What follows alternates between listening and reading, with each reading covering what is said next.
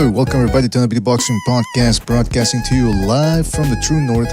It's a good friend, Mr. BDA, and I sure am glad everybody could be on board for this one, fellas. In this episode, we've got a fantastic one for you. Perhaps one of the most action-packed Saturdays of boxing that we've ever seen. Everybody got their licks in. Even Sandor Martin over in Italy scored a stoppage. So I don't know what was in the water supply.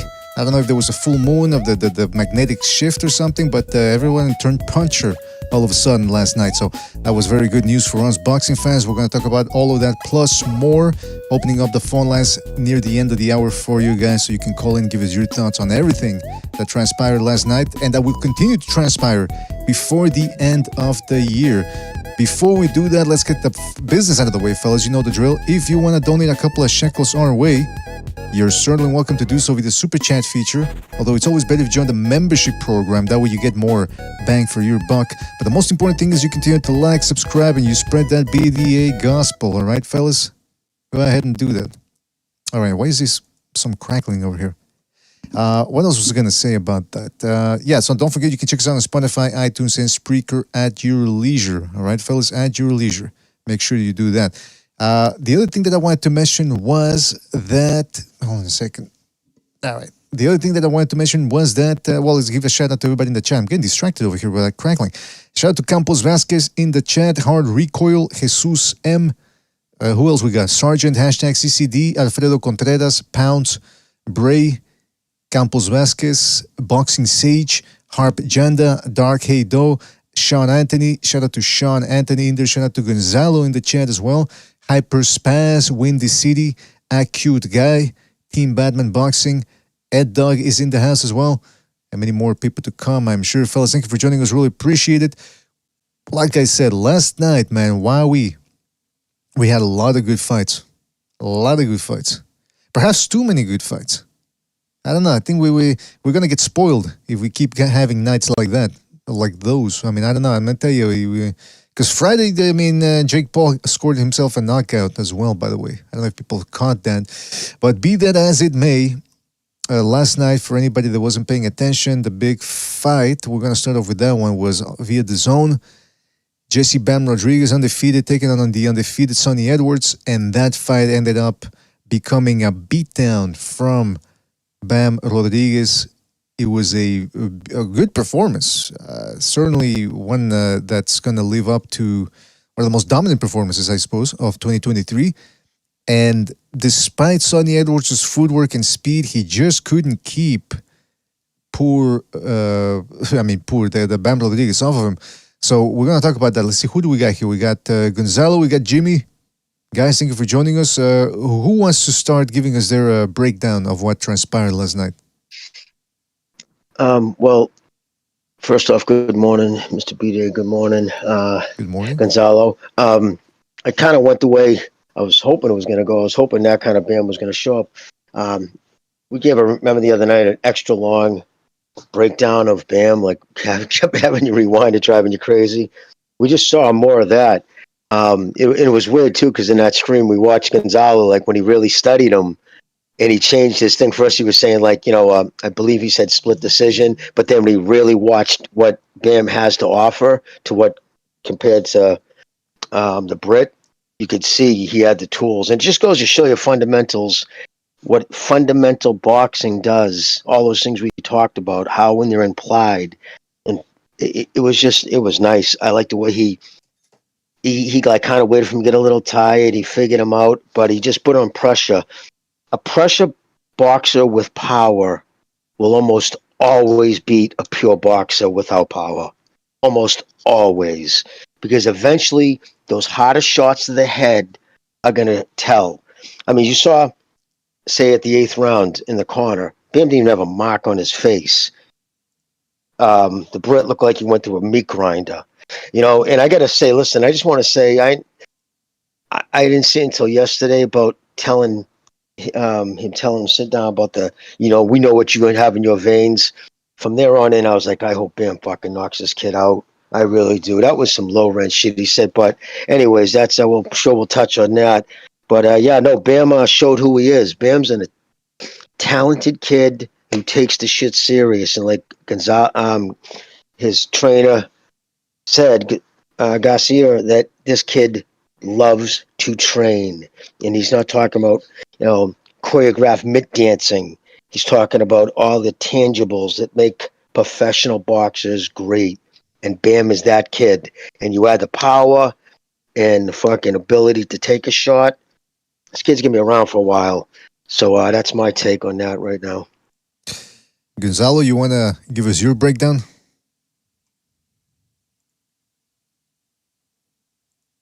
Hey, how's it going, Jimmy? How's it going, Mr. BDA? What's up, Gonzalo? What's up, brother? Just kicking back. It was a good, for me, it's over here on Sunday morning. It was a good morning of cards. Yeah, everybody was flopping on their face. That was kind of cool. Yeah, we saw, like I said in the beginning of the show, a lot of knockouts and the stoppages across the board. Yeah, Sonny Edwards actually fought a little different than what I expected. He didn't stay on the ropes. He didn't coast along the ropes moving like laterally as much as I thought he was going to.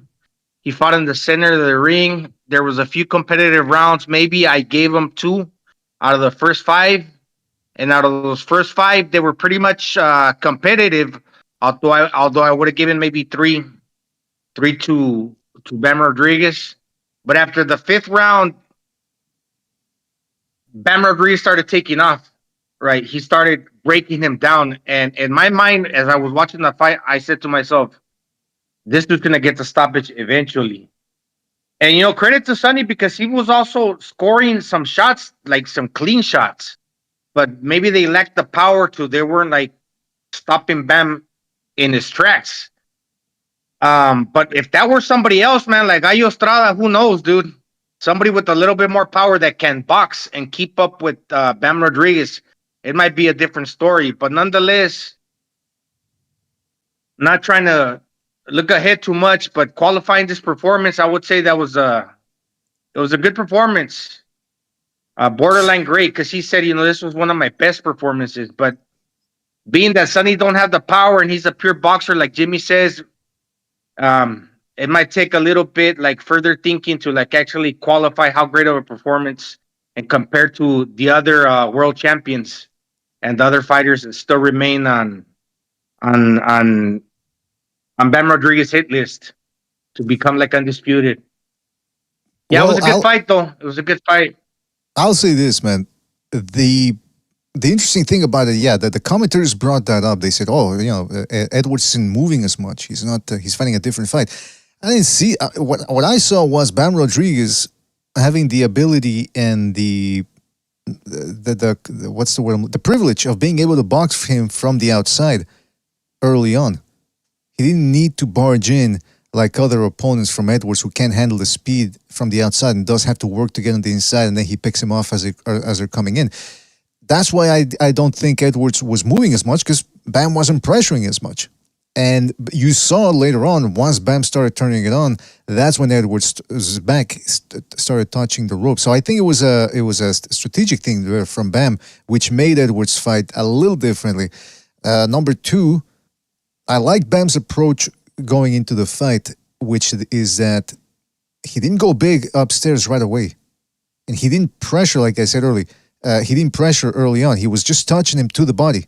And that jab, that was a key right there as well. We talked about that in the build-up to the fight.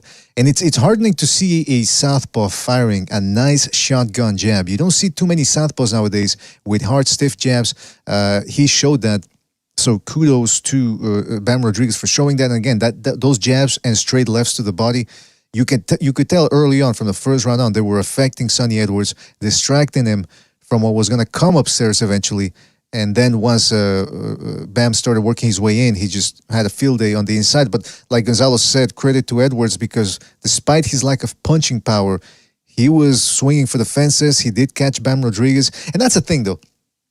Bam Rodriguez, there's a lot of good things about him. He fights in an entertaining fashion.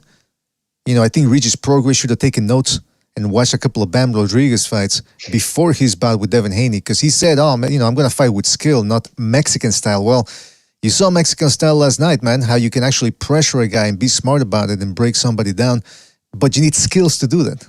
You can't just fucking rely on your physical gifts like Regis Prograis tried to do. Anyway, the point is, here's what I didn't like about Bam Rodriguez. Again, I like the jab, I like the body punching, the poise, the footwork, the pressure, but the low blows, man. Every other, you remember? I don't know if you guys remember. We talked about it during the week that if one guy has to watch out for, Bam has to watch out for Edwards' clinching, and Edwards has to watch out for the low blows because every fight from Bam Rodriguez, there's low blows. I don't know if this guy. It can't be down to accuracy because this has got good accuracy. So what the fuck is it with him in the low blows? I mean, a lefty throwing those from the body positioning. Anyway, he was throwing them on the inside too. But if you saw, they were low, but they weren't all nut shots. They were low, like where, right on the borderline on the body. But he wasn't like throwing nut shots like Shakur was. He wasn't, targeting the kid's nuts. Right. And, you know what I'm saying? So there's a far cry, like in the midst of a thing where it just, but you were right, though. They were bothering Edwards right away because you know why? He was complaining. He was calling them low even when they weren't low.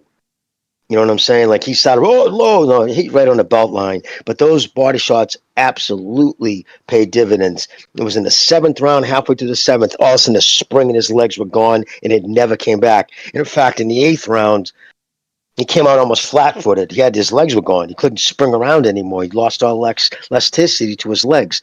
And that's always what happens. Like people don't realize those body shots just make your legs weigh like 1,000 pounds. So you work on the body. It's how you take care of a runner. But that's a 23-year-old. You see, you're yelling at the TV when the guy's 30. Will you go to the body? This kid knew. I'm going to take this kid's legs away from him. So when you target the body, and you got your fucking pants pulled up over your navel. Yeah, they're going to look. Some are going to look low. But if you actually look, how many actually target him and hitting him in the, caught him in the nuts? I think 2 kind of really went real low. Out of all of them, and he threw a lot of body shots, but his accuracy was unbelievable. I mean, he was shooting up around 60% at one point with his power shots. Well, I just want to say about the body blows. He didn't score He didn't score a torrent and a rainstorm off ball shots like you said, like Shakur Stevenson did against Conceição. There was really just one big low blow that the referee had to stop. Now, if that would have been it, that would have been okay. But when you look at it in the context of his other fights, especially the Israel Gonzalez fight, where he scored about 3-4 flagrant low blows, that's when you start thinking, so okay, it was only maybe one low blow in this one, but when you spread it across his career against Estrada too, against Cuadras, he landed some low blows too. So this is something that's a recurring pattern, and again, maybe it's a southpaw thing, although I don't know. Not every southpaw star, just because you're a southpaw doesn't mean you're going to fucking hit the other guy low. So, I don't know. It's just something to watch out from him. The other thing is he's 23 years old, by the way. He's already got wins over Cesar Quezon-Visa, Cuadras. Like I said, Israel Gonzalez is an underrated veteran. Chicharito Gonzalez, fucking tall guy with iron lungs, actually performed better than Sonny Edwards did. And now he's got the Sonny Edwards win, only 23, but he still got things to work on. And he was getting hit with some dumb shit in there. I know people say, oh, this is boxing, you're going to get hit. But when you're walking forward with your hands down and getting your head snapped all the way back, you can avoid that. You know what I mean? It's like, if that's what even his corner told him, don't get fucking cocky. You're getting distracted there. You're losing focus. So that's just one little thing there that he has to tighten so that his performance looks even better than one that they looked like last night. Yeah, let's not forget he got his jaw. I can't remember the context on how his jaw was broken, but it was probably a punch, right? Yeah.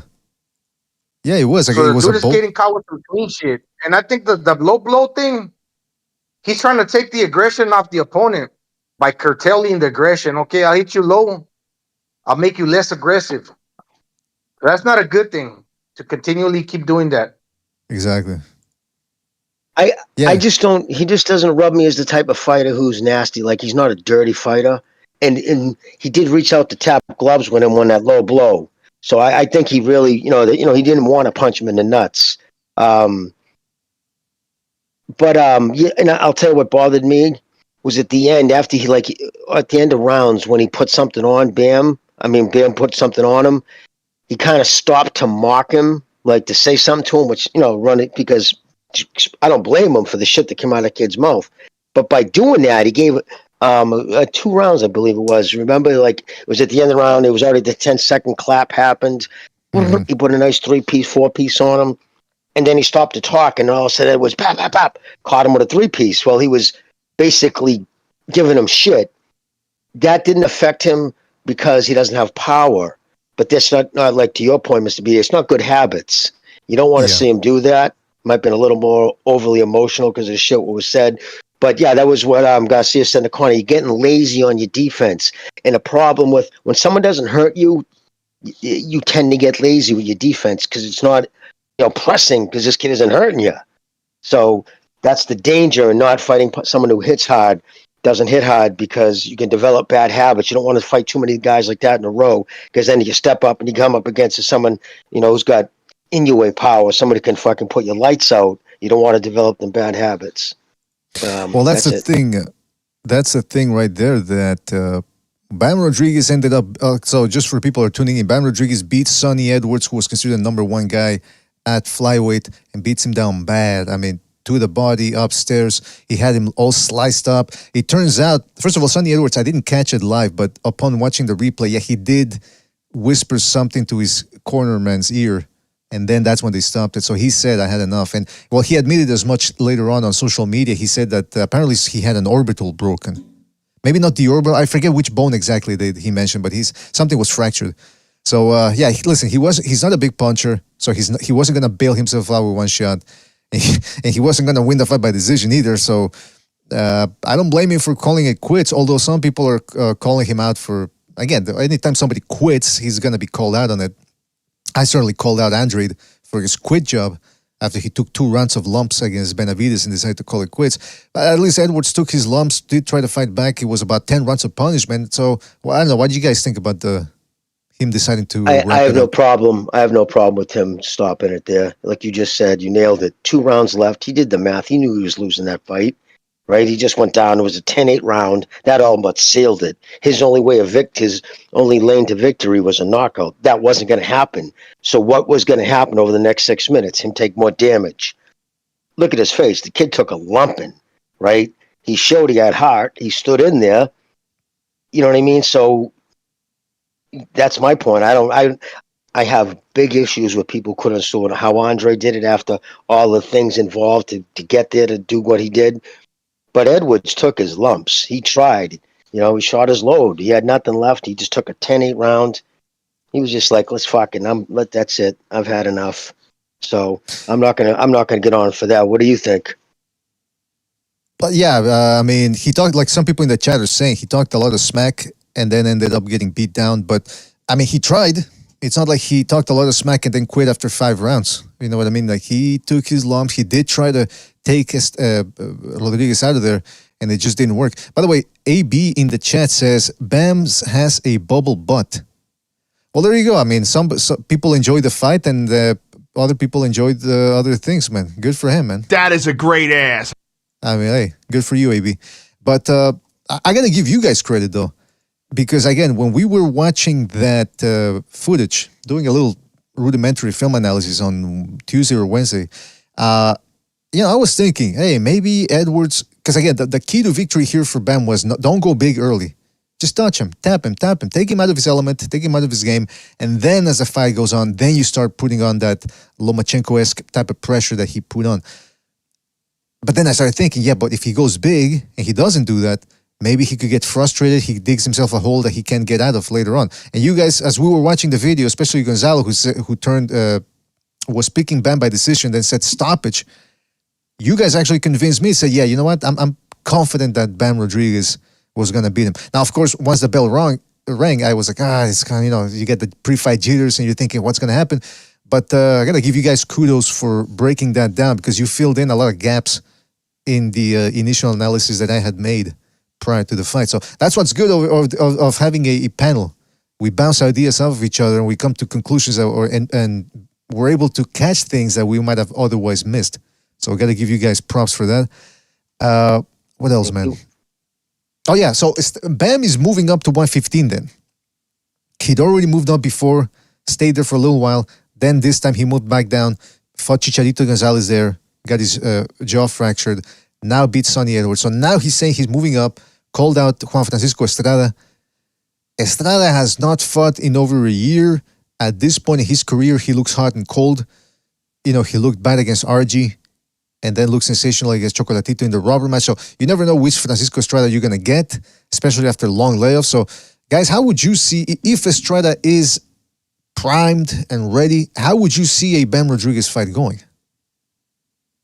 I don't think Estrada's necessarily old. I think, how old is he? What? Maybe Canelo's age? 32, 34. 33?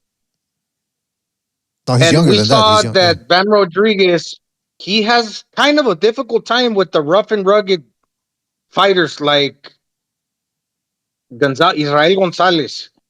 And when he fights boxers, pure boxers, like with good lungs, like you mentioned, the other Gonzalez Christian, he did all right. It wasn't easy, but he still won clearly.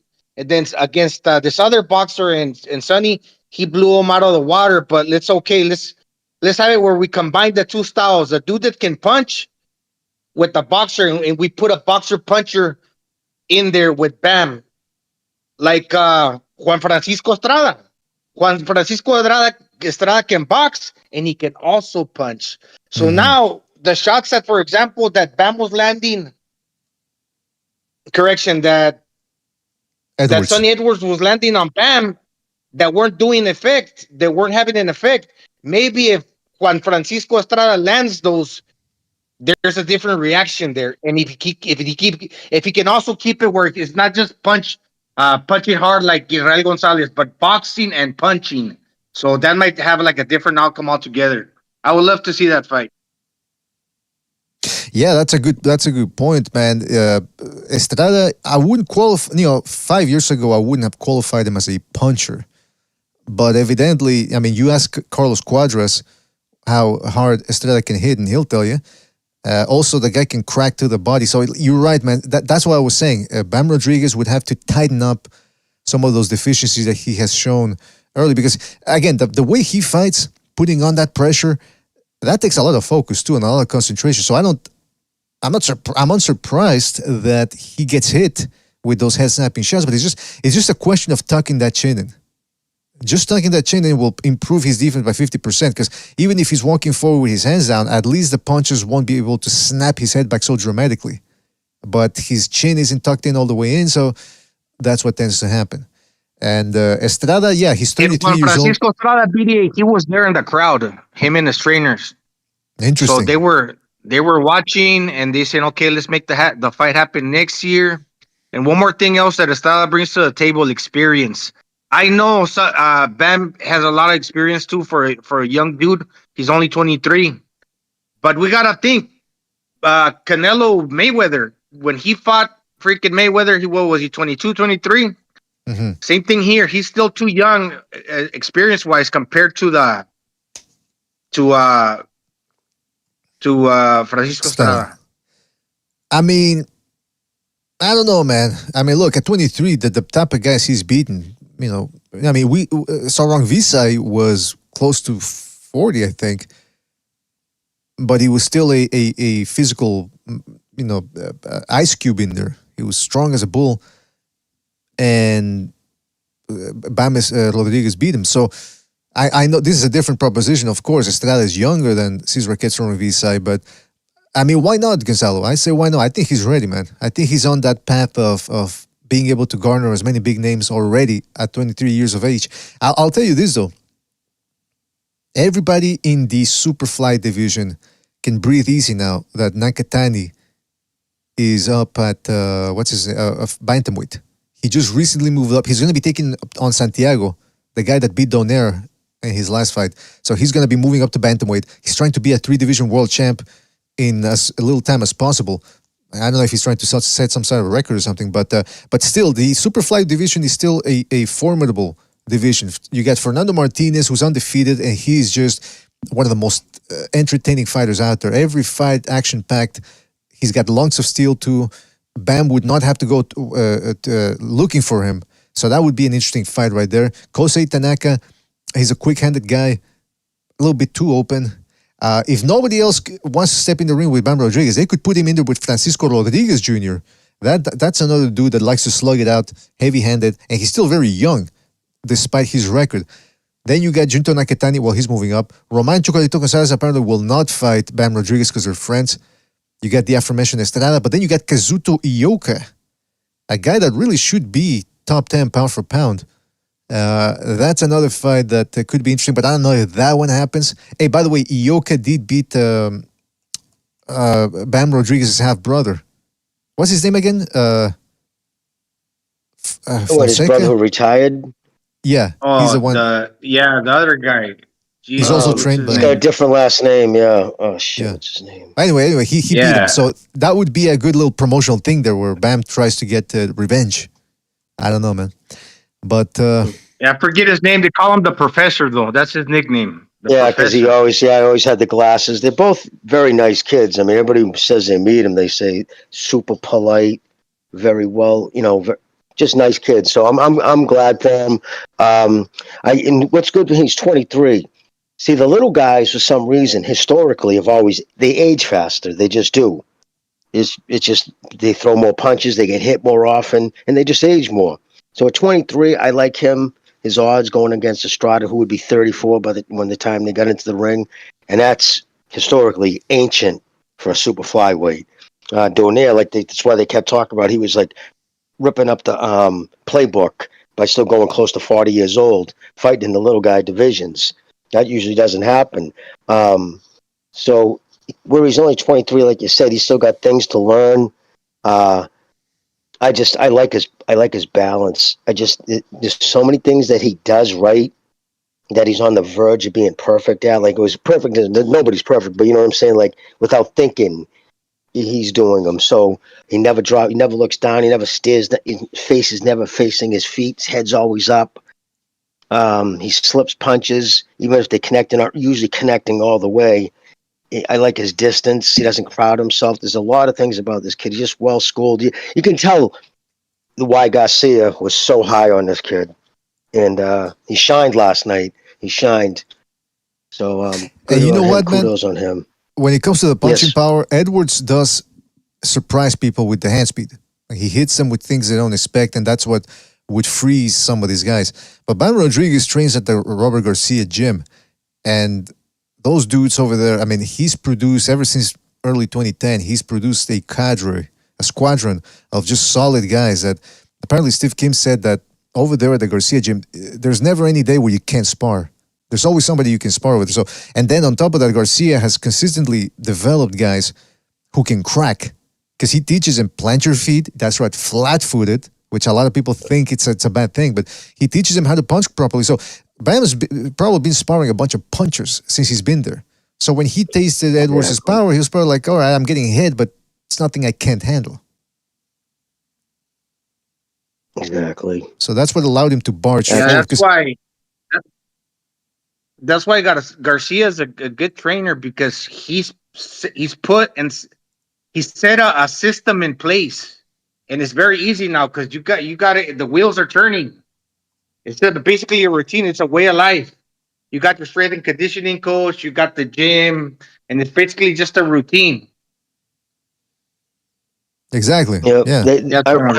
He once said that Bam's the type of kid, he'll show up to open the gym and Bam's already there in the parking lot waiting. You know what I mean? Like, he's that type. He loves to train. And you'd be surprised how many professional boxers hate training. You know? I mean, I think Deontay Wilder said once he hates to train. He has to be dragged there. And well, maybe they should just put on some sort of, if it was some sort of like a boxer-size thing where they get him to, like Thai boy thing, but with a little twerking in between. I think he would enjoy that. See, you got to adapt to fighters. You got to adapt to their needs. If a guy like Deontay Wilder hates to train, but he loves to twerk, put him in there like some sort of aerobic thing. And maybe that'll light a fire under that sugar plum ass. But anyway, listen. That's with the Bam Rodriguez thing. Hopefully we get to see some big fights from him as he moves up in the division back to super flyweight. We also had on that undercard MJ Akhmadaliev returning, and he scored a good win over what's his name? Well, I'm looking at the win here against Kevin Gonzalez, who, like Tapales, was an explosive southpaw. I was expecting, oh boy, this could get hard real fast or real difficult for MJ. But MJ Akhmadaliev showed, not for nothing, man. I hate to use the common parlance of our times, but he showed that he moves different. He showed that dog, which is something he didn't show against Tapales. Against Tapales, he was too hesitant, too careful. I mean, this guy's got firepower. He's got an amateur background, pedigree. He's got the technique. But against Tapales, that was a shock to almost all of us because he was getting his head bounced off with left hands, and then he started trying to put it on, but it was too late by the time he started pressuring. So, guys, what did you make of Akhmadaliev? And would you be interested in seeing him fight the winner of Inoue versus Tapales? Yeah, I'd be sure, I'd be interested to see it, but I think Inoue would fucking decapitate him. Just being honest with you, it was a good performance last night. His last performance was shocking how bad it was. The thing that fascinates me the most about that kid is when they interviewed him at the end. I'm like, is there more of a flatline, comatose personality? Yeah, it was all right. When he was talking, oh my god! Every time that kid talks, it cracks me up. No complete flat affect. It's like Jesus Christ. But yeah, he looked really good last night. I think Inoue would fucking take him apart, especially smaller. It's gonna have to be a bigger, hard puncher with reach and great timing who's gonna fucking stop Inoue. That's not MJ. He's actually shorter, smaller, and I think Inoue's and we'll see a lot how he handles Tapales will show us a lot because we have a common denominator. What do you think, Gonzalo? Yeah, he looked good.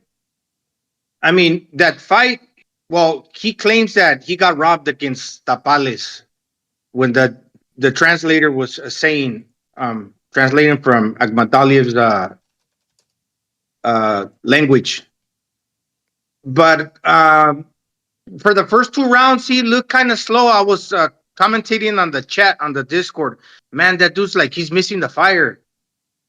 But credit to Kevin Gonzalez, he was utilizing his jab. But after like 2 rounds, his trainer, the fat dude, Panda Nájera, was telling him in the corner, "Hey, fuck throwing the jab. You got to start throwing them hooks and like dropping some bombs in there, throwing some power." And when he started doing that, that's when he started getting picked off by Akhmadaliev. And Kevin Gonzalez, he got like T-Rex arms. He was like even shorter than Akhmadaliev and dimension-wise too. And plus, Akhmadaliev, he looks like he practices throwing some good leaping hooks. And I see a lot of fighters doing that nowadays, where they get a lot of extension on their hooks and they kind of leap into them. As you know, like when I was growing up, they used to tell me, "Hey, that's not a good thing because if you leap in like that, you're exposed to getting countered. If you're flying in like that." So I see a lot of fighters doing that, and it just goes to show how boxing is changing too. I mean, yeah, obviously you run a little bit more risk, but if you can handle the other dude's power, or you know how to go about it, it could pay it could reap its rewards. So yeah, Akhmadaliev got a good leaping left hook. He gets a lot of extension, and he had the longer arms than Kevin Gonzalez. And Kevin Gonzalez abandoned his jab. He was doing pretty good for the first 2 rounds. Yeah, Akhmadaliev, I mean, the other dude, Gonzalez, once they told him to start going for it, he wasn't setting up his punches properly. He was just swinging for the fences. And a guy like Akhmadaliev, like I said, solid fundamentals, amateur seasoning, he's going to take advantage of that. And he was just picking this dude apart. But that's the fire I wanted to see from Akhmadaliev. I wanted to see him score a stoppage because he has the firepower, but he's just content to wait a little too much. He's 5 feet 5 inches and a half tall, 5 feet and 5.5 inches tall. And from what I'm looking at here, when he fought Tapales is 5 feet 4 inches tall. So maybe him fighting the shorter guy and he couldn't see the left hands coming that way. I don't know, man. But we'll see what happens, man, with him in the end if he fights Inoue. But that's the thing, though, because Tapales was able to freeze him with that explosiveness. And Inoue is nothing but explosive. So I'm wondering maybe if they fight, maybe it's going to be the same thing. You know, he's going to freeze. He's not going to be able to put the pressure on because the other guy's way too fast. But then on top of that, Inoue doesn't slow down like Tapales did. So I don't know. We'll see. Maybe I want to see Akhmadaliev in there against another guy, see how he looks. And I'm starting. I want And he's to. Uzbekistani, right? Isn't he from Uzbek? Yeah, Is it Uzbekistan. Uzbekistanian? Yeah, Okay, Uzbekistan produces a lot of fighters, huh? That little country. sure does, man. I mean, in terms of amateurs, yeah. Now that they're all coming over here, And MMA Kazakhstan, too. Yeah. Uzbekistan. Yeah, but you know, at the 122, there's really not much, man. You got MJ, you got Luis Neri. Who else you got? You've got Tapales, Stephen Fulton still there. Although I thought he was going to move up to featherweight. That's what they were saying. I think, right? Didn't he talk about a move to 126 at some point? That's what rumors were. Yeah, they were saying Okay. he's going to go to 126 to have a rematch with Figueroa. Well, yeah, okay. Figueroa, I think, has to get past Ray Vargas, no? I'm getting all confused now. I thought he was going to fight Ray Vargas at 126. Figueroa was. Anyway, we'll see, man. I mean, hey, listen, Fulton, I still think maybe I would give Fulton the edge against Akhmadaliev. I still think that would be a close fight because that would be a fight that Akhmadaliev could actually maybe enjoy because it would be a long distance fight, a long range rather. So maybe he could just fight the way he likes, which is to take his time and all that. But Stephen Fulton does have that jab. Maybe he could stick it in there and that would prove the difference in the decision. I don't know, but this division is pretty good. It's a pretty good division. It's not like super flyweight, but it's pretty good. Pretty good. Also, over at Showtime, the last Showtime card ever. And they delivered with some entertaining fights. I want to talk about the main event. David Morrell Jr. beating up Agbeko in 2 rounds. I gotta tell you guys, I like Morel, man. I'm not sold on the guy yet. I'm still dubious, and because some people are overhyping him. I was like, oh yeah, put him in there against Benavidez. Like, come on, man. He hasn't fought anybody yet. Hasn't proven himself. I want to see him fight against somebody that's gonna be able to push him back. And last night he fought a guy who was pretty solid, like Beko, strong, he had some experience. And Morel, what I enjoy about Morel though, man, is he's not Cuban school. He's Cuban school 2.0. He goes in there and he looks for the fight. He looks to take his opponents out. He pressures, uppercuts, hooks, and he took this guy out in 2 rounds. Guys, what did you make of David Morrell Jr.? And realistically, what could be ahead of him? If he doesn't get a Benavidez fight, who else could they match him up with? Kelly Plant? Well, Or like how? yeah, they're not. He's definitely not getting a Caleb Plant. I mean, Benavidez fight. There's no way Benavidez would risk fighting him before the Canelo payday. You know what I mean? He's not going to fight anybody that could upset that apple cart.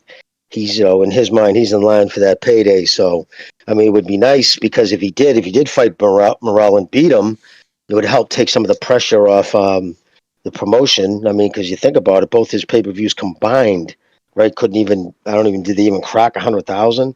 So this whole promotion is going to be off Canelo. So, but if he fought guys like that, his name would be more relevant. More casuals would know of it. Listen, Morel's for real though, man. He's got quick hands for a big guy and he hits hard. He did a couple of things you would never see a Cuban do. Like you said, he's not a classic Cuban fight. He did that old trick where he pretends he's talking to somebody in his corner. Like he just turns like his head. You'd see him. He's like he's saying, and then he just poof. He spins and he starts throwing punches, try to catch it because it's an old trick where you turn like you're saying something. Human nature, who's he talking to? And you take your eyes off the fighter, you look to see who he's talking to, and then the kid punches you. It's kind of a sucker punch type thing in a boxing match. He did it twice, 2 times in a row, actually. But I found out, because you don't usually see Cubans enlisting things like that. That's an old, actually, New York trick. A lot of New York fighters did that back in the day. When their mouth, they like to talk to someone and punch you. That's interesting. Yeah, that's something you can't pull off twice.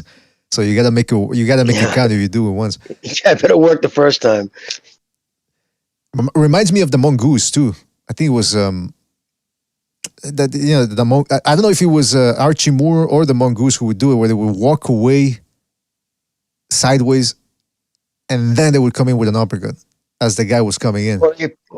Jorge Paez, the Mexican maniac there with the mohawk, he did shit like that. He would turn, act almost like he was over-exaggerating, like he was hurt, and then boom, spin around and fucking take your head off with an uppercut. But Gonzalo, what do you think of Morel, man? Well, I always I always thought in my mind that he's a good fighter. He's a dangerous fighter. He hits hard. So he got faster. He's getting fast track. I think this was his 10th fight. He's got 9 knockouts. Like within 3 fights, I think he already got like the interim title. Isn't he like interim champion? I think you're right. Yeah, I think you're correct on that one. Yes. So the dude can even counter you with the stiff jab and hurt you. And he's definitely got powerful uppercuts as well. A lot of fighters are gonna say same thing as like Subriel Matias. Oh, well, he don't have a name. It's not worth fighting him. They're risking reward. They're not even gonna say that. They're just gonna say commercially he's not he doesn't sell. We don't know him. Like, so he'll never probably face a dude like Charlo or Plant because those dudes would probably duck him. And the champions, the guys that are a little bit higher than Plant and Charlo right now, like a Munguia and Benavides, why risk ruining a payday against the big dogs and then face him, when you can lose that status? So he probably would have to face fighters like along the lines of Christian McBilly, who's also on the come up, Gongora. I don't know if Craig Richards is still around 168. Tough fighters that nobody else like really mentions their names. So he's got to face those guys until they can avoid him. I don't know how that would work, but yeah, he's definitely a dangerous fighter, and he catches a lot of hate too. I get that part because of the hitting behind the neck and stuff. But as long as he cleans that up, I don't see why people shouldn't be a fan of him because he's got an entertaining style. Hey, by the way, I want to remind people. Hit the like, hit that like. We're at 43 right now. Get it to 80. Get it to 80, and then we can open up the phone lines. All right, fellas, go ahead and do that right now. I was going to say, Gonzalo was talking about the opposition that he could fight. Listen, they're not crazy enough to do it, but it would be fun if they could. Mbili versus Morel. Because, again, a lot of people are high on Christian Mbili. I don't see Christian Mbili as invincible, and that's partially because of the way he fights, and he's already been stunned a little bit there. So that would be a fun fight, but again, I don't see it happening. John Ryder and Jaime Munguia are going to be tangoing early next year. So again, that Diego Pacheco, again, that's not a guy that they're going to put in there against Morel. Neither is Berlanga. Maybe a guy who would have balls to do it because he doesn't really have that much of a hype behind him would be Vladimir Shishkin, who beat Agbeko, who's the only guy to beat Agbeko, I believe, who's the guy that Morel just beat last night. So that would be an interesting fight. I think maybe Morel, like I haven't seen Shishkin that much other than the Agbeko fight, so I don't know how much he has in the tank. I don't know if he's got that daug, as I like to say. I don't know if he moves different, but I think that fight could get made. The other dude is the guy from my neck of the woods, Eric Bazinian. Again, he's undefeated too, but I don't think they put him in there against David Morel, although the promotions here in Canada, in Montreal, they've done that before. They'll take a guy, put him in there against so-so opposition, then all of a sudden they'll throw him in there against a tough, dangerous guy. So maybe Bazinian asked for it. I don't know. By the way, I know Gypsy's in the chat. Bazinian is Armenian, of Armenian descent, so that's one guy that they can put in the docket there for him. I don't know why Gypsy doesn't talk more about him. Could be a potential Armenian hero. All right. What else was going to talk about? So yeah, that's the thing with Morel. Let me say one more thing. Sorry, Jimmy, because he is a good fighter, and obviously they're fast tracking him. So he's got the talent. What's the point? And like, if they would have taken a different route and having them face fighters that don't have a chance and putting them on every other card, like maybe once a month, even sometimes, I don't know, twice a month if he's knocking these dudes out quickly. Like Keaton Davis and all the dudes in the other platforms, like Fernando Vargas' son. No, he could basically pad his record and have like a lot more fights than what he does now. But obviously he's got talent. He fought for the interim title after 3 fights. So clearly they want to fast track him. So if they want to do that, I don't see what would be the impediment of putting them against the top dudes, because clearly this is the route that they're taking. People can't say all of a sudden, oh, well, who is he? Well, I mean, he's not going to face tomato cans because it's pointless.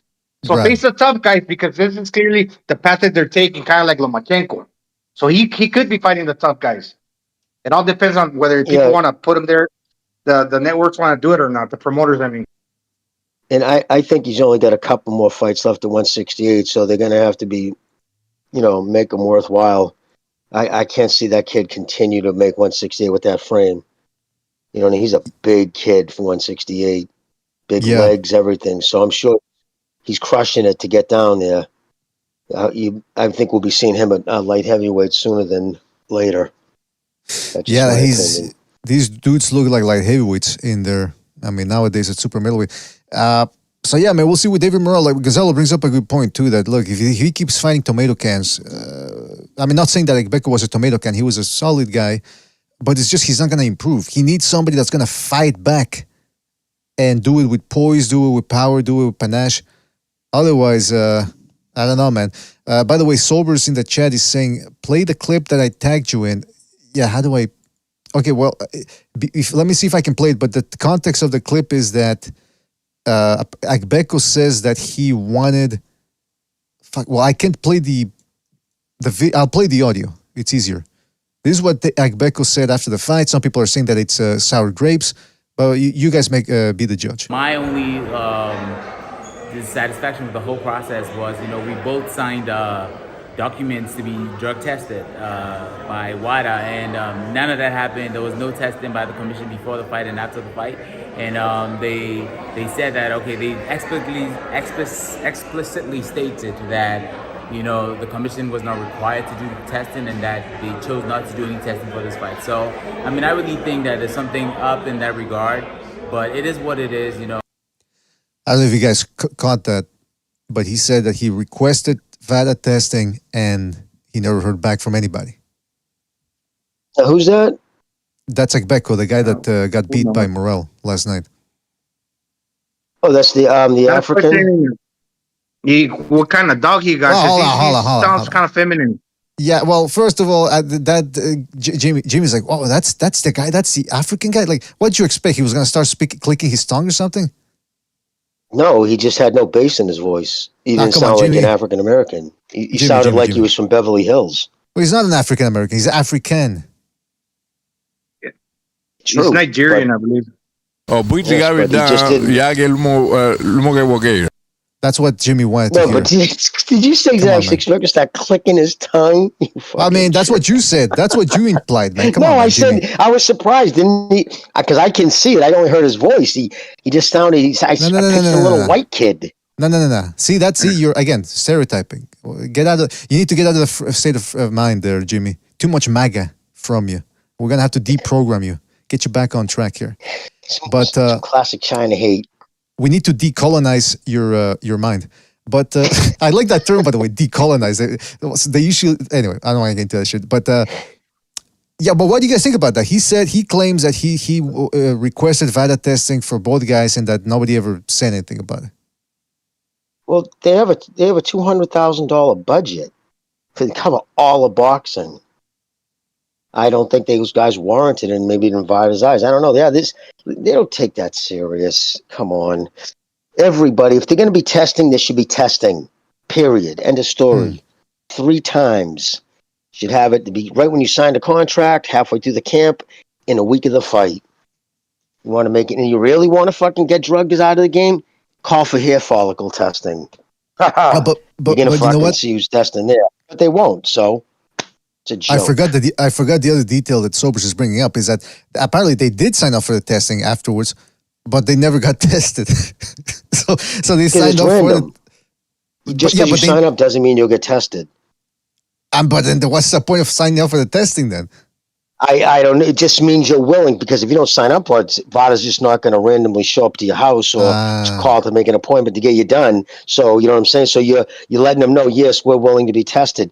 That's the reason why, anyway, knowing how things are, like half the time you can sign up for testing, you don't even get tested, right?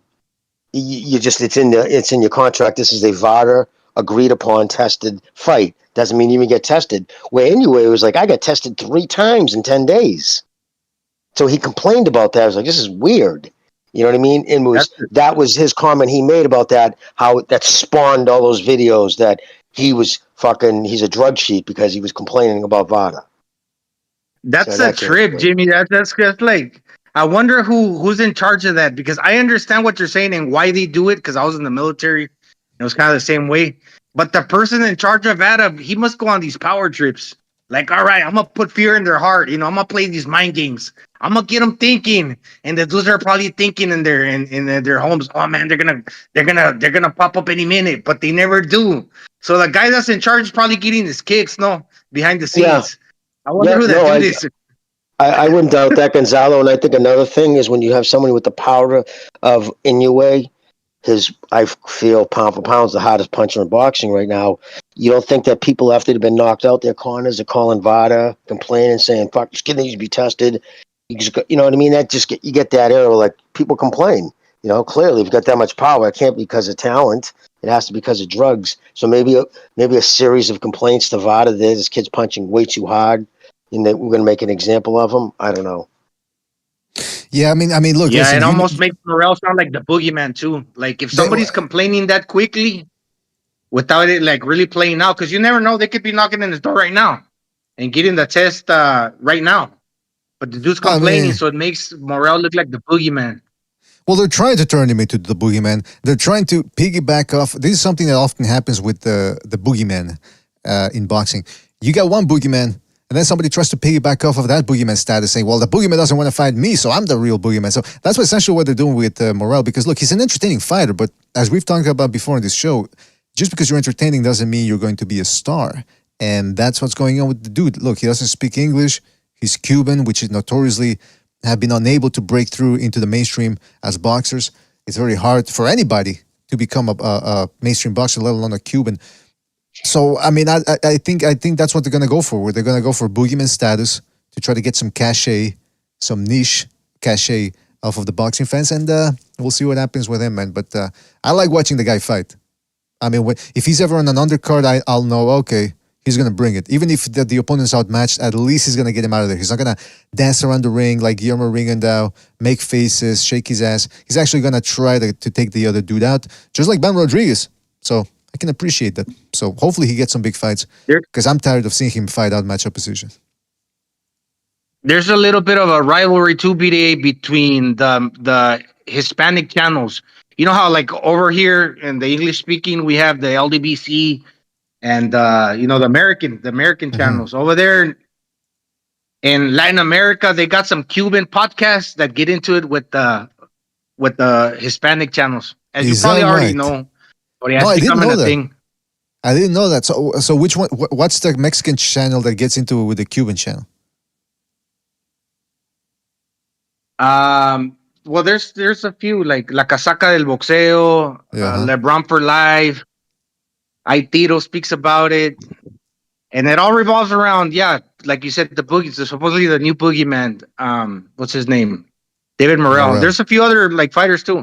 The Dominicans. You know how the yeah, the Dominicans too. They've always had some good athletic guys in there. But I just remember when we started this show in 2017, that was around the time where what I called the Cuban golden era. Because again, it was the first time that Cubans had been left to percolate in the professional ranks.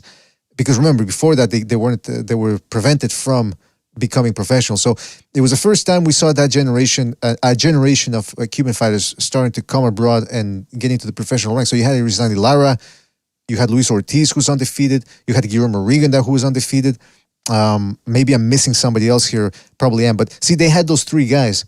And so there was this Cuban resurgence. And I do remember sometimes you would get some Cuban people in the chat going, Cuaya Cubana, Cuaya Cubana, we're the best, chico. And I was thinking, okay, you're getting a little too cocky there. And those guys subsequently have taken losses, incurred losses, so they're not that cocky anymore. But it's true that there seems to be a little cockiness in there. And look, I enjoy the new Cuban school of fighting. Robeisy Ramirez, even though he lost, that's another dude that's aggressive. You've got Morel. There's another dude that fought on the PBC months ago. I forgot his name, but he dropped somebody with a body shot. So, I like these Cubans, and I don't understand why there has to be this animosity and acrimony between anybody, any group. It's boxing. Can we just stick to the boxing? You know what I mean? Yeah. They got the beef between Robeisy and El Divino, the new guy, Espinosa. They didn't anticipate that. So, yeah, the Cubans are a little like in their heads, they're a little like, yeah, Yeah, well, I mean, hurt by if that loss. that's what happens to people that keep score.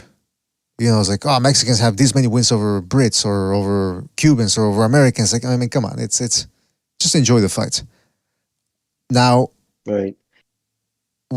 Speaking of fights, though, again, like I said in the beginning of the show, everybody got their licks in last night. Everybody got a little bit of a knockout victory. Rayo Valenzuela taking on Chris Colbert, a rematch of the fight that they had earlier this year. Colbert had slipped away via controversial decision. Some people call it robbery. You know, I'm trying to be nice here.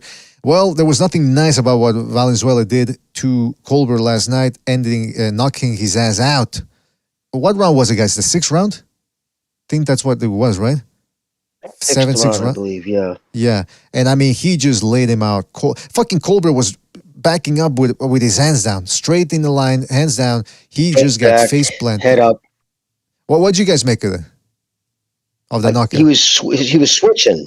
It was driving me crazy. Have we seen a more steep decline? Remember Colbert? He was the mouth. Yeah, I like the stuff he was saying. He was speaking out against P. He's the one who got Al Heyman had to tell him to shut up. They had to take down the fight hype video. He's hanging on Danny Garcia.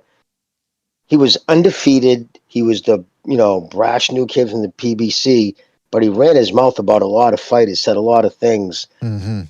He's fighting in a weight class he doesn't belong in. He's too small for 135.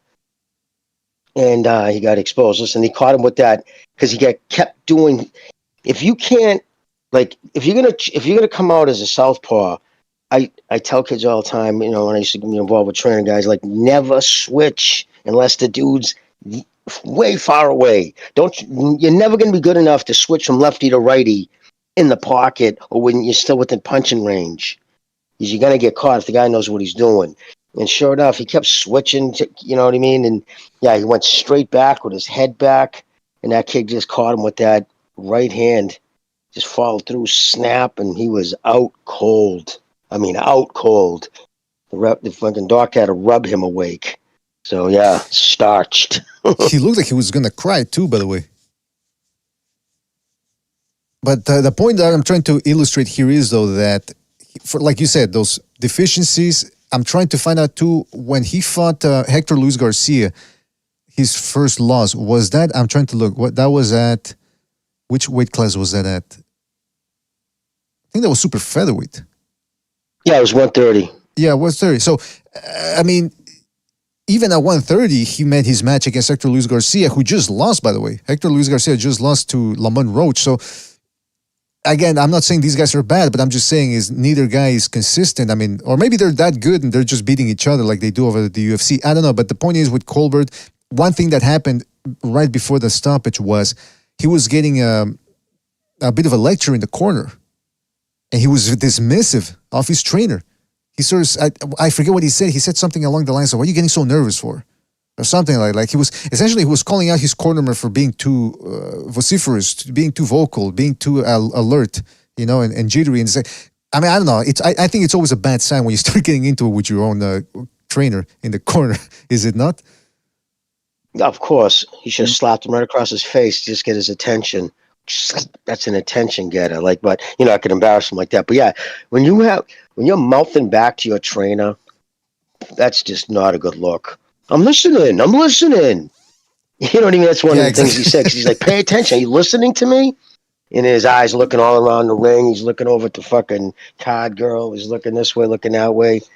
Yeah, he's a cocky kid. He's probably just doesn't like to listen, and clearly doesn't have a good relationship with that guy. Because if he did, I wouldn't train him again. I'll tell you that. Because he disrespected me, embarrassed him last night.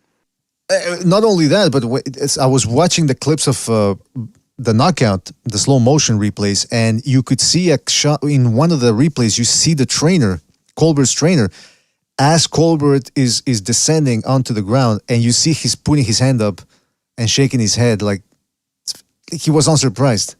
He just seemed like, it's like when you drop something after you, let's say you heat up a nice plate of soup in the microwave, and all of a sudden something stupid, by a stupid mistake, you drop it and you just stand there and you shake your head like, man, that was dumb. Like that wasn't supposed to, that's the face the dude had.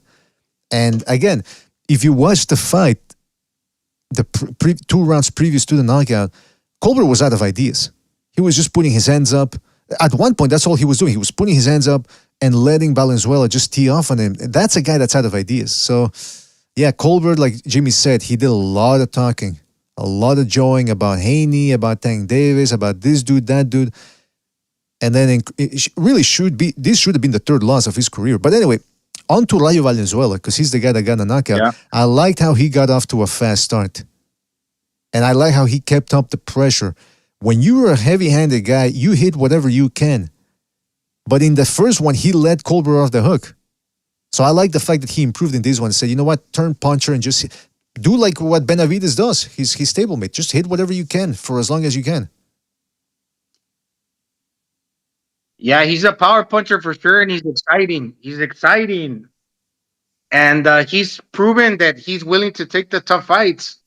This is a guy that dropped Teofimo supposedly, but they made videos about it in sparring like 2 times or 3. That Teofimo's dad say, "That's it, take off the gloves." And he fought Chris Colbert. He thought he won. Many people thought that Rayo won that first fight, dropped him. Then he fought Edwin de los Santos, another tough guy, dropped him. But he got stopped. But still, he went in there and was willing to fight. Then he just put this guy down the second time, knocked him out. So, I mean, he's an exciting fighter. And he's got power for sure. So, and he landed a good shot. Yeah. Yeah, but now I'm the excited to problem see him is... fight whoever, man. Yeah, but that's the thing, though. Whoever, I mean, the PBC now, they've got that deal with Amazon. They're going to be staging pay-per-views on that. And that's all the way up in March.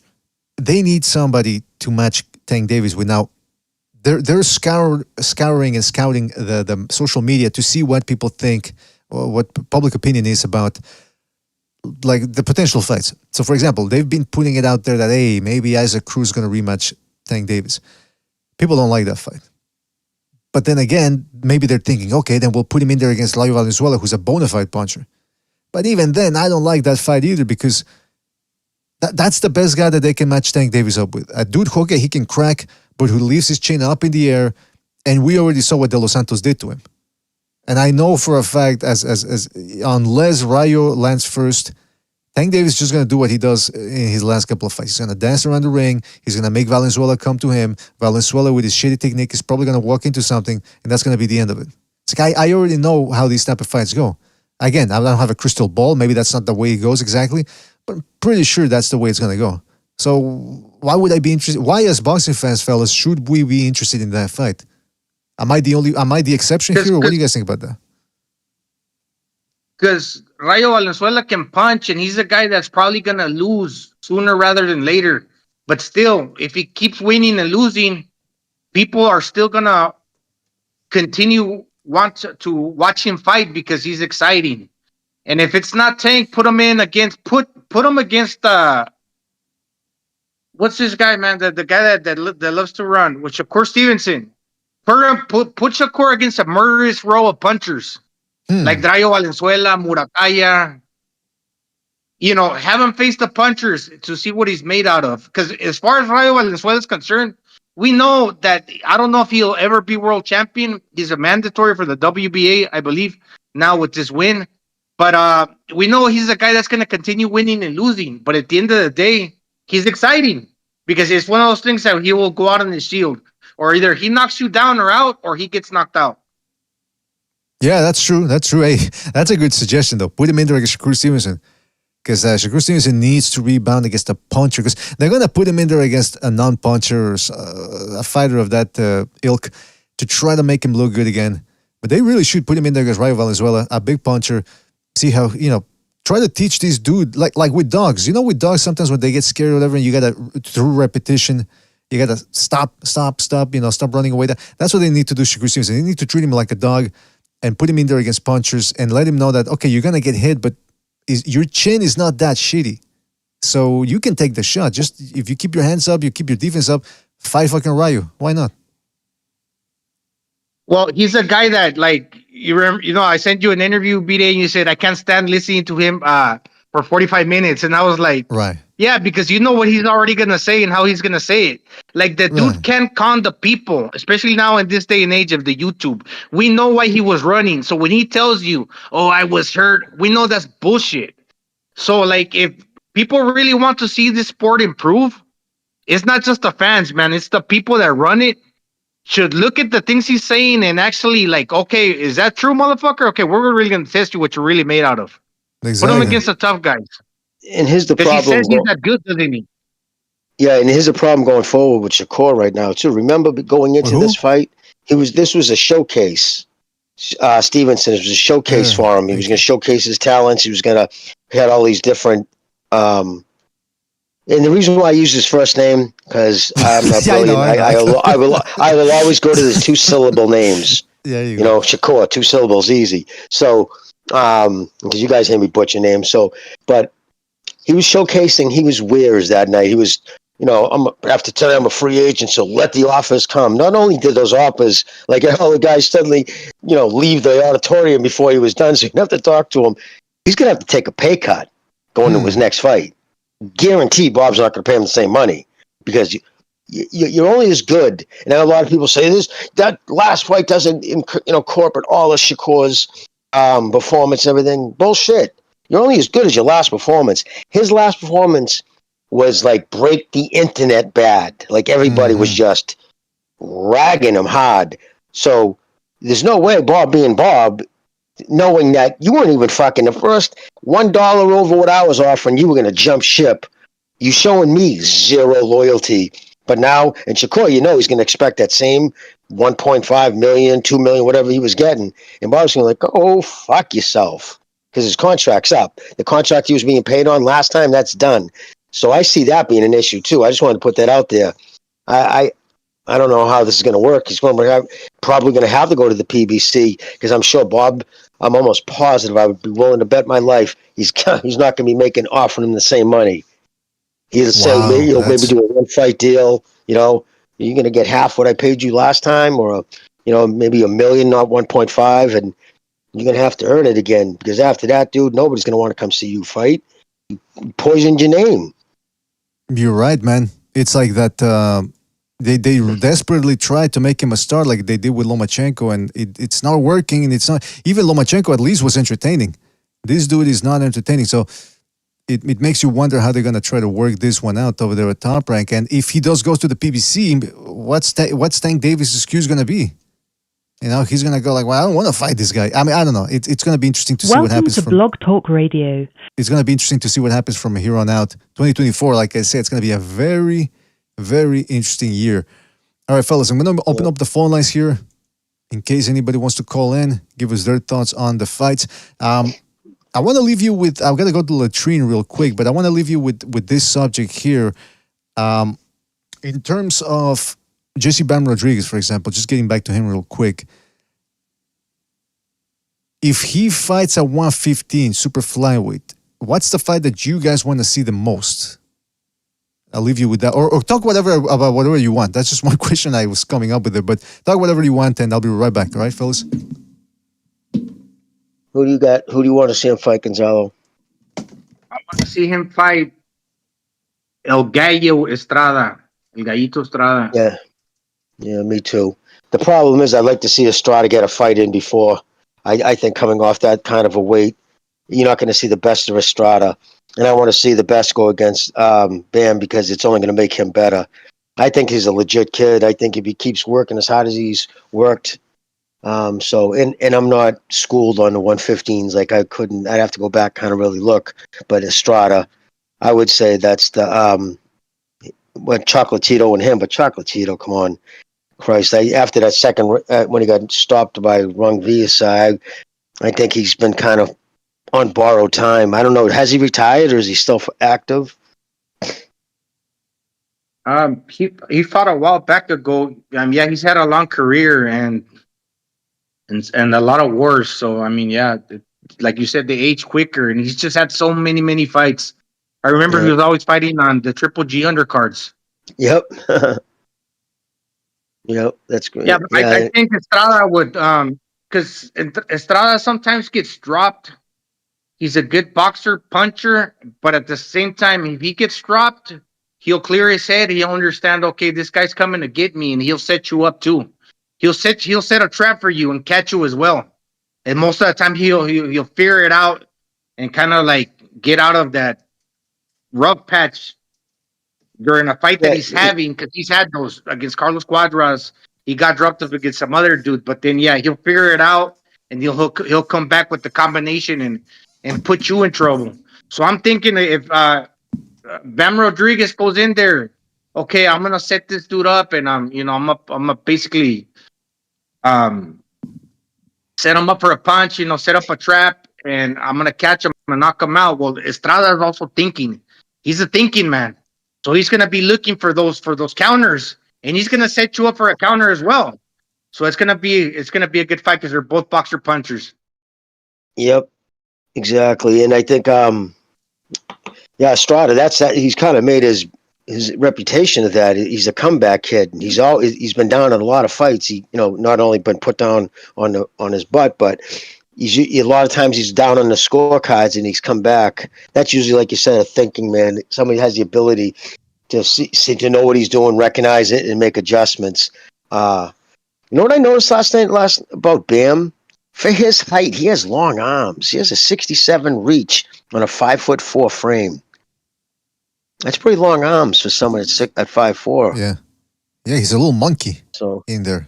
He's a little like one of those Indonesian monkeys with the long. I'm not saying that to be disparaging, but that's that first image that comes to my mind. He's got long arms, man. And I didn't quite believe it when they said that he had a 7-inch reach advantage over Sonny Edwards. I remember I brought that up during the show, during the week, and it didn't really even seem like it. Even the commenters were saying it doesn't seem like he's got a longer reach, but apparently he does, man. I don't know. It's weird. Hey, fellas, we got the phone lines open here. Phone lines open, so make sure to call in. Hit that like, fellas. Hit that like. I told you guys to get us up to 80. We're at 62, and I told you that half an hour ago. That's unacceptable and ungrateful. a level of disrespect. It's major what I was disrespect. thinking. Ungratefulness, to be Especially honest. during this holiest of seasons. So if you guys want this show to continue and you want us to keep opening up the phone lines, you better answer the call and hit that like. All right. Let's go to the phone lines Step here. up, guys. Come on, man. There you go. Yeah, step it up. All right, let's go to the phone lines here. I think I'm getting something of a glitch here. 336, you're on the air. 336. Hold on a second. 336, you're on the air. 336. What's on your mind? No, it's not working. Okay, hold on a second. Welcome to Blog Talk Radio. Okay, sorry. I thought I forgot to activate it. Let's see if it works now. Why isn't this shit working? What the fuck? To start your show now. Since it appears you're calling back into a live show, we are reconnecting you now.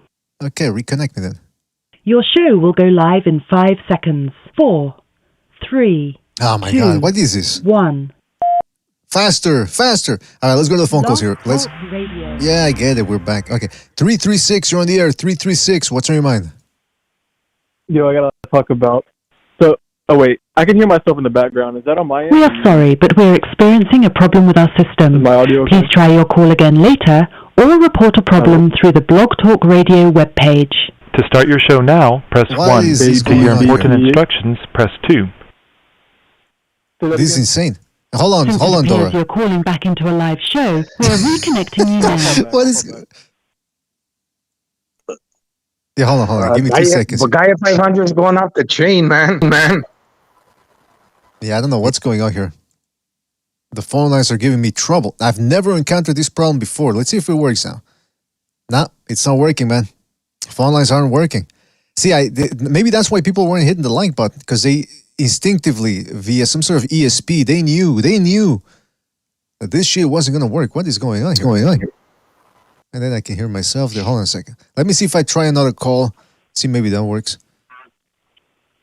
No, it's not working. Okay, here's what I'm going to do. I'm going to restart the phone lines, and then we'll get into it. Okay, but while we do that, I wanted to get switch subjects here, because Jimmy, I didn't hear from you. We didn't hear from you on the after the whole debacle with Devin Haney rehydrating up to 25 pounds. Now Tank Davis saying he doesn't want to fight him if he's going to be that heavy. Well, what do you make of all of this mess? Well, Well, first off, I want to add, I mean, think about this. On 24 hours, he gained, what was it, 25 pounds? Yeah. If not more. I mean, how much do you think he went in there against? He was damn near a middleweight when he went in there against Lomachenko that night. So 36 hours. That's the reason why they wanted that. So it just even made what Lomachenko did even more impressive. But yeah, Tank goes in. Listen, Tank would need any excuse, but it's also Haney, too. I might add, Bill Haney, they got to shut him the fuck up. He's become so obvious in the stuff he does, making that video, posting that video, $20 million guaranteed. He repeated it like 5 times, looking at the camera. Nobody was offering Davis $20 million guaranteed. Nobody's going to pay that kid $20 million guaranteed. He's been getting 1.5, $2 million. The most he's ever got guaranteed so far has been $2 million against Garcia. Nobody was going to put up $20 million. What happened was DAZN said, Eddie told, Bill Haney, yeah, we'll guarantee you some money. But Bill always has to take it one step farther. But here's why he's doing it. Everybody knows Tank Davis has no intentions of fighting Haney. He's not gonna. Just put it out of your mind. That kid performs on the peripheral of the sport. He's not even a part of it. But you know who wants to fight him and who would easily sign the dotted line is Matisse. He'll fight him, but at 135. But he doesn't want that fight. So it's the old, it's the dangling the keys over here so you don't see what's going on over here. He puts up that video, $20 million, and Davis doesn't want it. That's all smoke and mirrors because people get talking about that instead of the fact that you just got caught lying about reaching out to Matisse, a kid who's willing to fight you at 135. And he did the same thing when he was, I was going to fight, he turned down that offer, we're going to pay him $7 million guaranteed Shakur. That was bullshit too. But that's what he does because that one he was stepping in front of the narrative to make it look like he was already offered Shakur fight. He turned it down. We're moving on. Okay, Matisse is like, I'll fight him. Send me the offer. We offered $20 million. It's all smoke and mirrors. And as he does that, he goes through the divisions, picking who he can pick. Prograis was on purpose. They knew his footwork. They knew, and the reason why the next they're going to go to 147 and go after Thurman, who's retired, or Barrios. But there's a pattern forming here. Okay, he's avoiding the guys who will fight him would be dangerous. I think Matisse has. I would, if they would fight next, I have my money on that. But I just wanted to add that it's all smoke and mirrors bullshit.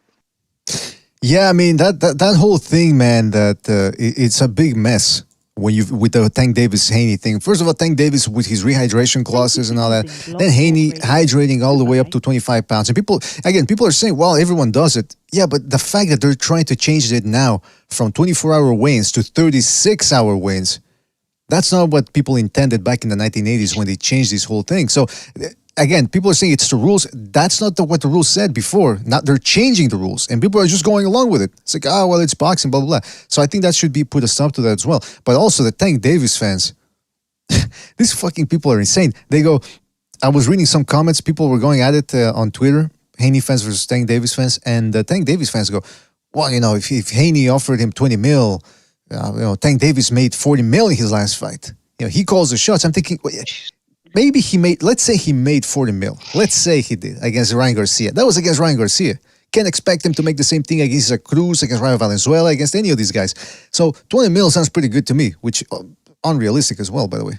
But that sounds pretty good. So they're trying to make it out to be now as if Tank Davis calls the shots because he's slightly a bigger star, even though he sucks on pay-per-view.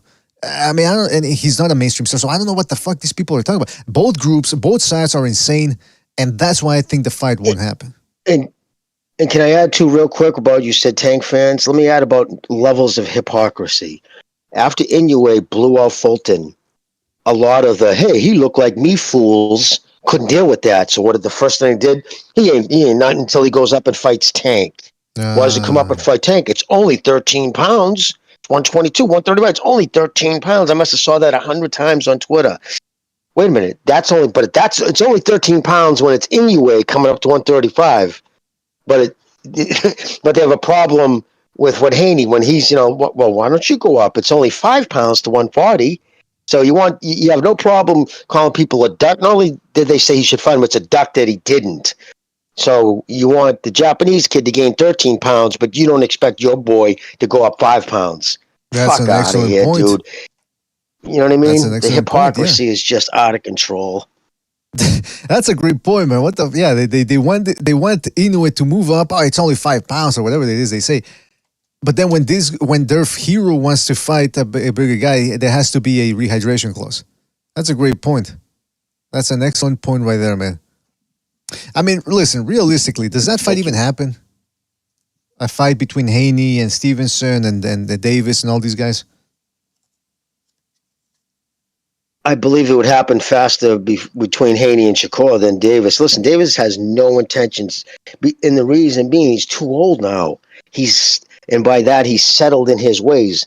Kappa's camp is a fat camp, and I mean, come on, they took a fucking prospect, borderline contender in Garcia, who's extremely flawed, great fast hands and got power, but flawed, got his own views on things. And they still put a rehydration clause on him. You know what I mean? They had to weight train him down to 137 after he said, I'm fighting 140 from now on.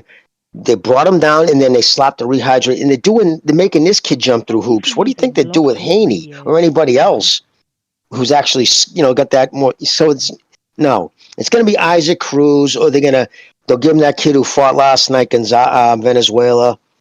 That's the best you're going to see out of that. That's I believe the pinnacle of his opponents. And here's the problem with that. Great.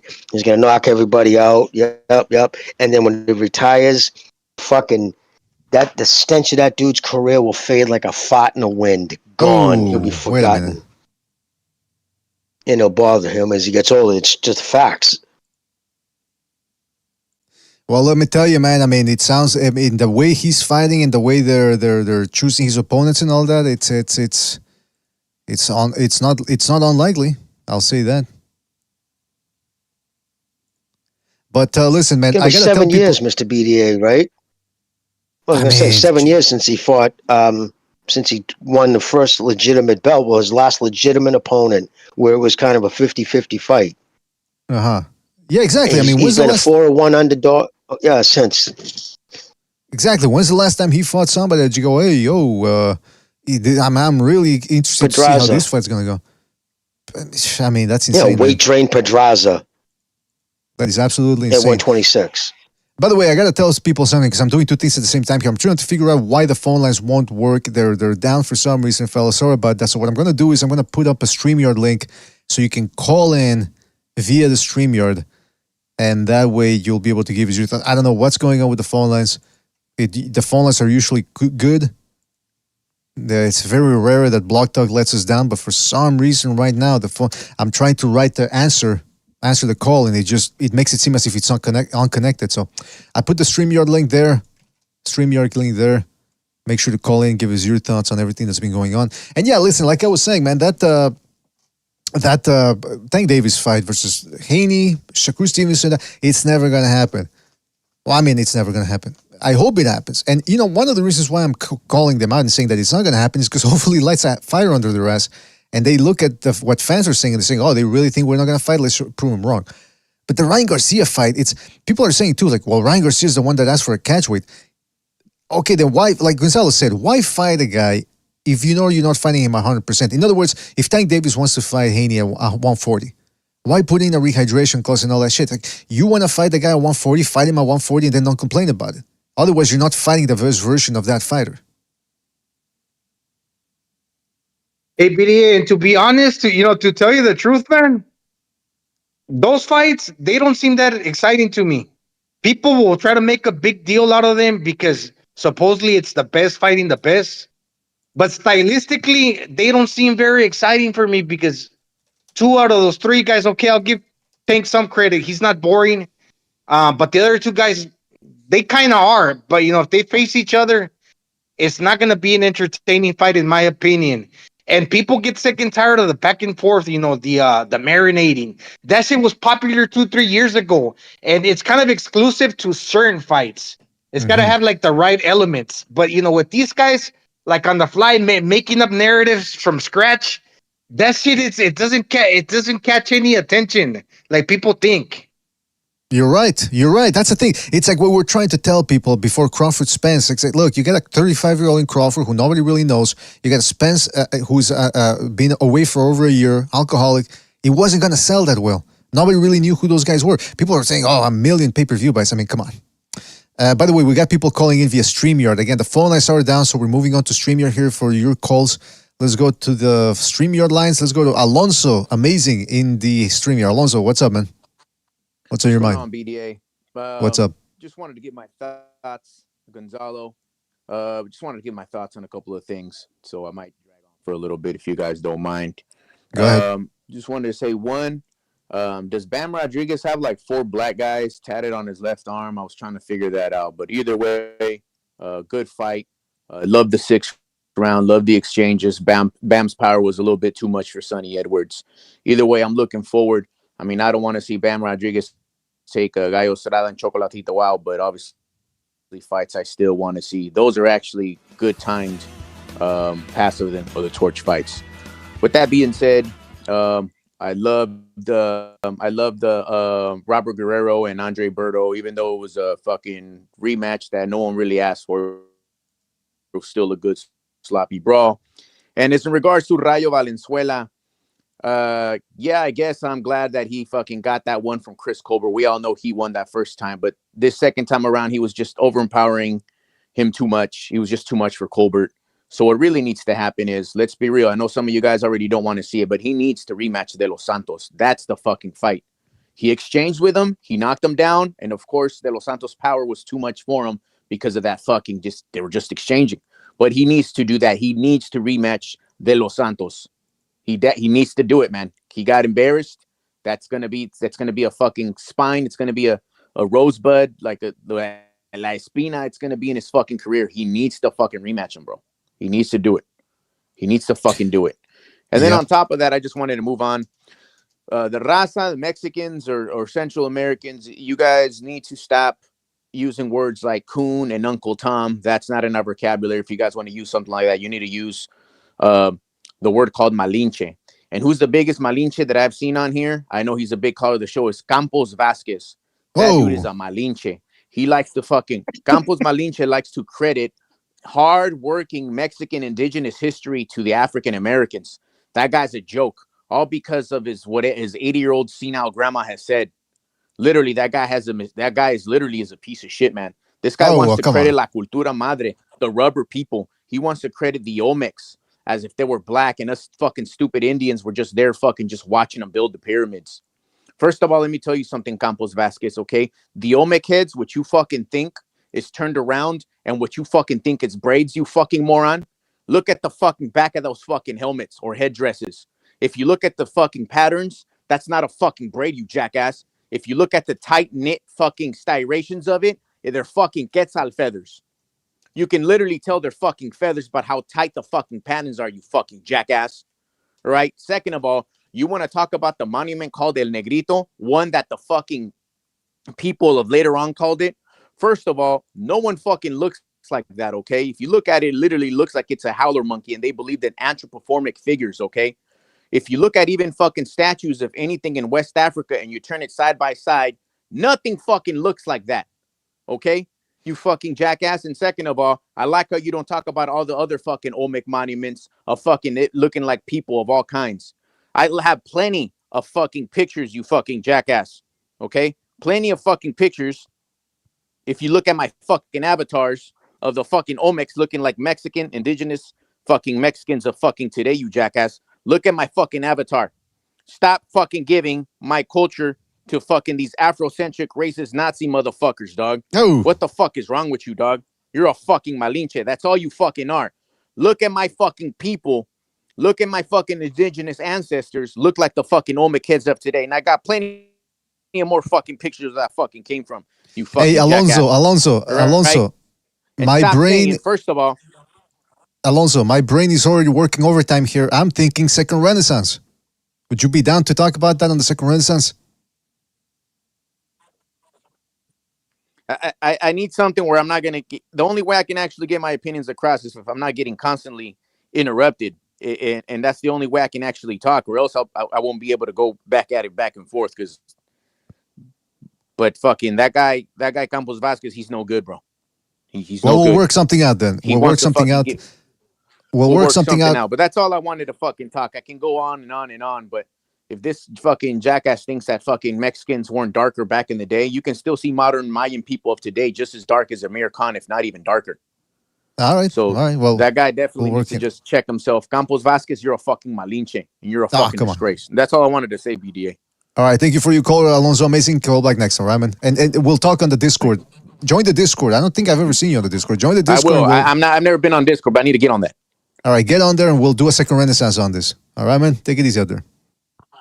All right, you got it. Thanks, camarada. All right. Thanks, man. All right, yeah. Never so. It's like, stop interrupting me. Well, I got to interrupt at some point because we got to move on here. It's a boxing show. Don't forget, fellas, the phone lines are down, so we're moving on to StreamYard here. So make sure to click on the StreamYard link if you want to call in, give us your thoughts on everything that's been going on. Let's go to the phone call here. Let's go to BB. BB, are you there? Yo, what's up? That was some interesting brown on brown crime right there, so that was cool. When it comes to Ben Rodriguez, he did exactly what I thought he'd do. I was saying forever stoppage, but then I thought somebody might be able to pull out and eke out a decision, but that didn't happen. Ben Rodriguez is a certified pound-for-pound fighter at this point, in my opinion. And what's interesting? People, in my opinion, aren't going to give Bam the credit for Sonny, though I think Sonny is far more skilled than Regis. However, I think he's going to beat Estrada, and they're going to actually give him too much credit because I think Estrada's checked out. Like, I think he just wants a retirement check, and that's it. I mean, he's pissed away his prime. He has a lot of tread on his tires.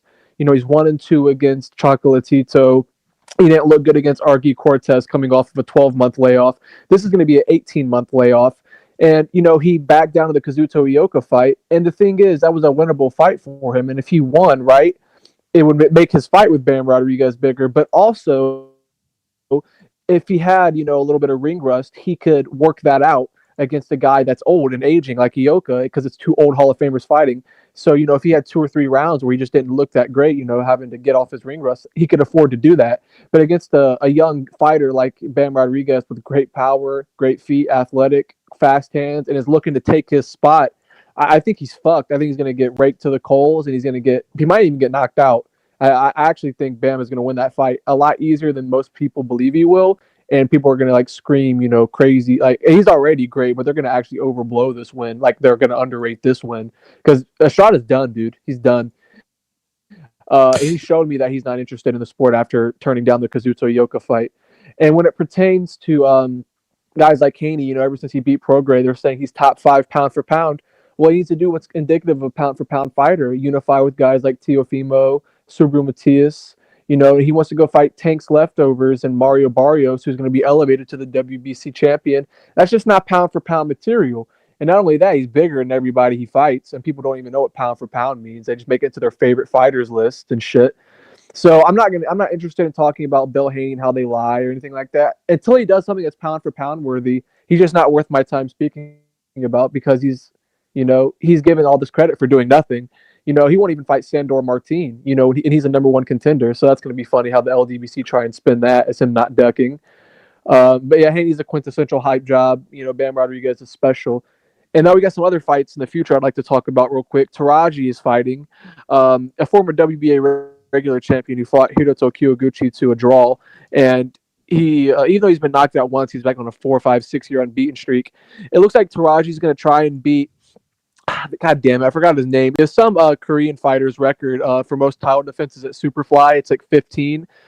This is going to be his 12th title defense. So I think Taraji is going to try and get 3 fights this year. And then, if he wins his next 5 fights in a row, he'll be and especially if he goes undisputed, I mean, he'd have to be the best junior fly of all time. Humberto Gonzalez is really good and shit like that. And then Michael Carbajal are great too. But he would have to at least be top 3 if he goes undisputed and has the most title defense records. In my opinion, he'd be number 1. So, of course, he's a guy that's not on a pound-for-pound list because people don't know shit about boxing. I don't know how Taraji isn't on a pound-for-pound list. So he's going to have a great fight coming up. I'm excited for that. And then finally, in the call, Teofimo Lopez fighting Jermaine Ortiz. And I'm picking Teo to win. I'm not sure if by late stoppage or by like an 8-4 kind of 9-3 UD, because Jermaine Ortiz is explosive and he's very athletic. And he was dead at the weight when he fought Antonio Moran in his last fight. He was coming off a back injury, layoff, all that shit. He's going to be sharper against Tio. And Tio's going to have to be on his A game. If he like sleeps on him or whatever, any of that shit, it'll be Cambosis 2.0 all over again for Tio. Yeah, absolutely, man. He needs You're to take right, this man. guy That's seriously. a dangerous. That fucking Jermaine Ortiz with his footwork, that's a dangerous fight for Teofimo Lopez. He's Teofimo an Lopez. athlete, man. Yeah, that's an I athlete. agree. Right He's a total package. But I just wanted to say I'm glad that Bam Rodriguez performed spectacularly. And it's funny, all these Canelo dick washers were talking shit, saying I don't know anything about boxing. When I said Bam Rodriguez at 23 is far more skilled than Canelo Alvarez, and it's showing in his performances. And he's probably going to end Estrada's career next if they fight, because Estrada, like I said, he's checked out. He's done. And well, we shall see indeed. All right. Well, listen, Dora, thank you for your call. DDA. All right. Thank you for your call. Call back next time, all right, man? Take it easy out there. Yep. All right. That was Dora making some good points there. Let's go to another phone call because, again, the phone lines are down, fellas. The phone lines are down, so we're taking calls via StreamYard today, our secondary option here. So let's go to another phone call. Let's go to Southpaw Lefty on the Discord StreamYard. Southpaw, are you there? Yeah. Hey, how's it going, man? Good. Hope you're doing well as well, man. What's up? What's on your mind? Yeah, man, I like homeboy from the last call, man. But the one thing I do want to disagree right off the bat is that I was at Jermaine Ortiz's last fight when he fought in Corpus, and man, he looked terrible, bro. He looked horrible. I thought a lot of people thought he lost the fight, but that's just I think Tio saw that, man. So I think it's going to be a Tio showcase. But anyways, I want to get back to a guy named Jesse. I can call him Jesse because I actually know the kid. He grew up down the street from me. I remember when I was still in the mix. I was out, covering boxing. That's when Golden Boy was, they still had all their fighters. They had Richard Schaefer. And they were down in San Antonio a lot, doing a lot of shows. So we would be in the gyms, and all these guys that were like signed locally to Golden Boy, they were getting all this shine and everything. And it was cool because Franco, his brother, and Bam, they would just be kind of in the corner in the shadows, just kind of working on their craft, doing their thing. And nobody was paying attention to them. And I was like, man, these kids are good. Hopefully, like, and my fear at the time was like, man, these lighter divisions are hard to get, thrust up to the spotlight. But Eddie Hearn's doing great, man. They brought him back, and his dad's real cool, man. His dad's real down to earth, and yeah, I'm just happy to see that kid, man. He's from my city, he's from my neighborhood. He's down like 2 blocks from me, so it was good to see, man. Hopefully, I'm gonna try to get to San Antonio. Maybe I'll dust off the camera and hit his dad up. Maybe I'll send you some videos or something, bro. But they're real good people, man. I love chatting with them. But the one thing I was concerned about going into the fight was Bam. He looked kind of drained before the weigh-in and when they were doing the face-off and everything. So he looked kind of sunken in, and that's what I worried about. He's a young kid. He did blow up before a fight one time, and somebody told him something about it. So, he's a young kid making young mistakes. That's why he's just getting hit with those shots, sticking his tongue out. I didn't like that. I yelled at the screen. He stuck his tongue out. And then he got hit with a straight right on, for doing that. But I think going up, he's going to be stronger. He's going to be better. And, man, I don't think Estrada can touch him, man. I think this kid's going to be next level talent, man. So I'm so happy for the kid. And it's 2-0, man. Like, we needed a fighter like this down here because it's such a good market in San Antonio specifically. You know what I mean? It's like the heart of Texas. I wanted to know if you could settle something here for us, because people were saying, some people are saying that he's got black people tattooed on his arm. No, that's his dad. His dad, both his brothers have his dad's tattoo on them. And I think it's his I don't know who, I think he had a kid. He said he had a family. And that's another thing that kind of alarmed me when they were doing the pre-fight interview on the build-up. But no, I know one of them is his dad for sure, man. He's real close with his dad. And I got to give a shout out to his dad, because his dad is one of those guys that, he trained him, he raised him in the boxing gym. He homeschooled him. But then when he got with Robert Garcia, he wasn't one of those overbearing dads that kind of wants to be in, have his say in everything. He steps aside. He lets Robert do his thing. You know what I mean? He's one of those, a good example of how you step aside. You can't take your little league coach to the pros, right? When it comes to baseball, the same thing with boxing. Sometimes you got to step aside and let the guy with the experience take advantage. But no, that's his family, and man, I'm happy for the kid, man. I'm gonna hopefully go see. I know they're gonna have some like festivities in San Antonio, man. So when he comes home, I'm looking forward to doing that. Possibly, but one more thing, sorry, man. I know I'm long-winded, but the one thing I do want to say with Morell is Man, this is all going to be on PBC. How are they going to make him? The only way he's going to get fights is if he becomes a commodity. They have to top rank him and make him a star, make him a draw. Because if not, these guys ain't going to fight him. And what we saw with the pattern with the PBC, they're allowed to duck each other on that side of the street. But my hope is with this whole collapse of the Showtime platform that they force their guys to fight. Like, hey, guys, like when Keith Thurman was ducking Spence and Leo Santa Cruz was ducking Russell. There was a lot of ducking going on. So within the ranks. So I'm hoping that, with the whole shift of everything, that they're going to tell these guys, hey, man, we can't afford to let you guys, avoid fighter A or fighter B. You guys have to square off. And that's what Top Rank does. And if you don't do that, Top Rank cuts you. So I think right.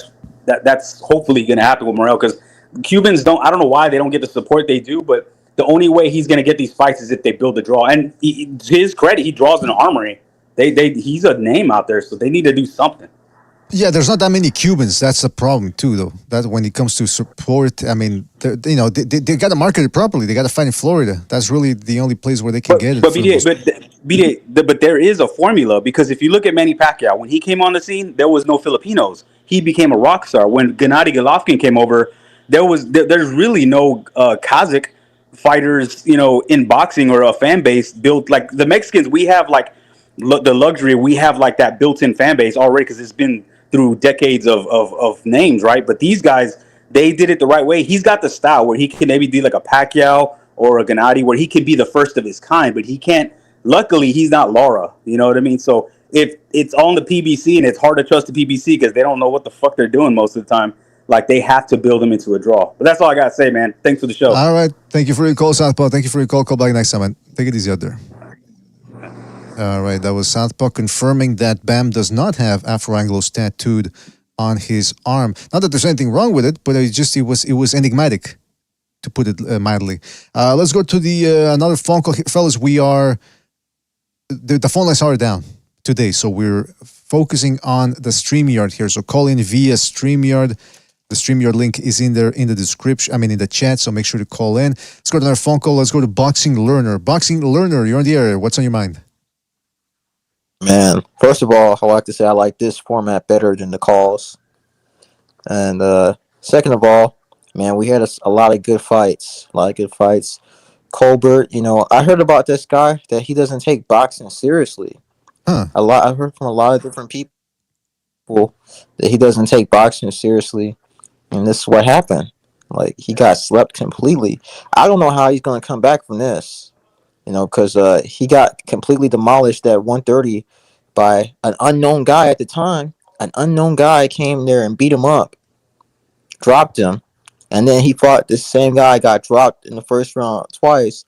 I think he's I think he focused on the business of boxing, trying to make money. And he never even came close to any real money, in my opinion. But I don't know. I don't know what Al Haney is paying these guys, so I don't know. But yeah, El Rayo, he's talking about how he wants Tank. Man, I don't know. Maybe. Let's see. Man, the anomaly of what's that guy's name? Bam. Like, I normally lower weight fighters don't get this type of attention. Like, we're talking about this guy fights at 112, and like he's got a huge fan base. I guess these guys I'm in Texas too, but I'm not where he's at. So I'm like, damn, I can't believe so many fighters, so many people are supporting him, talking about him, acknowledging his accomplishments. It's just crazy, because normally they dismiss, there's still people there that say, if you don't fight above 126, you don't count. There's still guys like that, but, it's getting more and more looked down upon. Before, they used to look down upon the small weight fighters and discredit their accomplishment, but now people are beginning to ignore people who do that. So that's good. But man, this guy, he's been blessed with opportunities, man. He got the Quadras fight, then he got the Runway side fight. And now he fought, Sonny's more like his rival, but he's got those big names on his resume. And it's just, wow, it's just amazing. Even though these guys aren't like what they were back in the mid 2010s, he still beat them concisely and stopped Runway on his feet. Man, there's more to come, man. there's more to come. Yeah, It's just like, Superfly. There's a lot of him against Martinez. That would be a war, man. I'd like to yeah, see that's the that one. fight. That's the fight. Yeah, I want to talk about that. Him against Martinez is the fight. Uh, Kosei Tanaka, man, Kosei Tanaka fell off. That dude fell off after Ioka beat him. Like he was just been fighting a whole bunch of nobodies after that. After he Right. got stopped, he just didn't fight anybody. Kazuto Ioka, him and the Estrada fight's not going to happen. Estrada basically, I saw this video where he basically blew him off and said that he wasn't impressed. So Estrada is going to try to go to bantamweight, and I think Kazuto Ioka's also going to try to go to bantamweight. So it's going to be Bam versus Martinez and Tanaka, and whoever else gets those belts. Well, And, hopefully we see those fights. Hopefully we see those fights, man, because there's a lot of talent there and a lot of good fights to make. All right, well, listen, Boxing Learner, man, we Yeah. gotta move on. But thank you for All your right, call. cool. Call back next time, right, man? all right. Take it easy, man. All right, so that was Boxing Learner right there. Hey, fellas, don't forget to hit the like, hit the like. Get it to 100. Get it to 100. We're at 87 now. If 13 people hit the like, we're golden. Golden. All right, fellas, golden. Again, we are taking phone calls via StreamYard today because the phone lines are down. So make sure to hit the StreamYard link there in the chat and call in.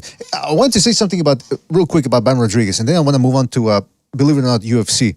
But Bam Rodriguez actually performed better here against Sonny Edwards than he did against Israel Gonzalez and Chicharito Gonzalez. That's because those guys are tall.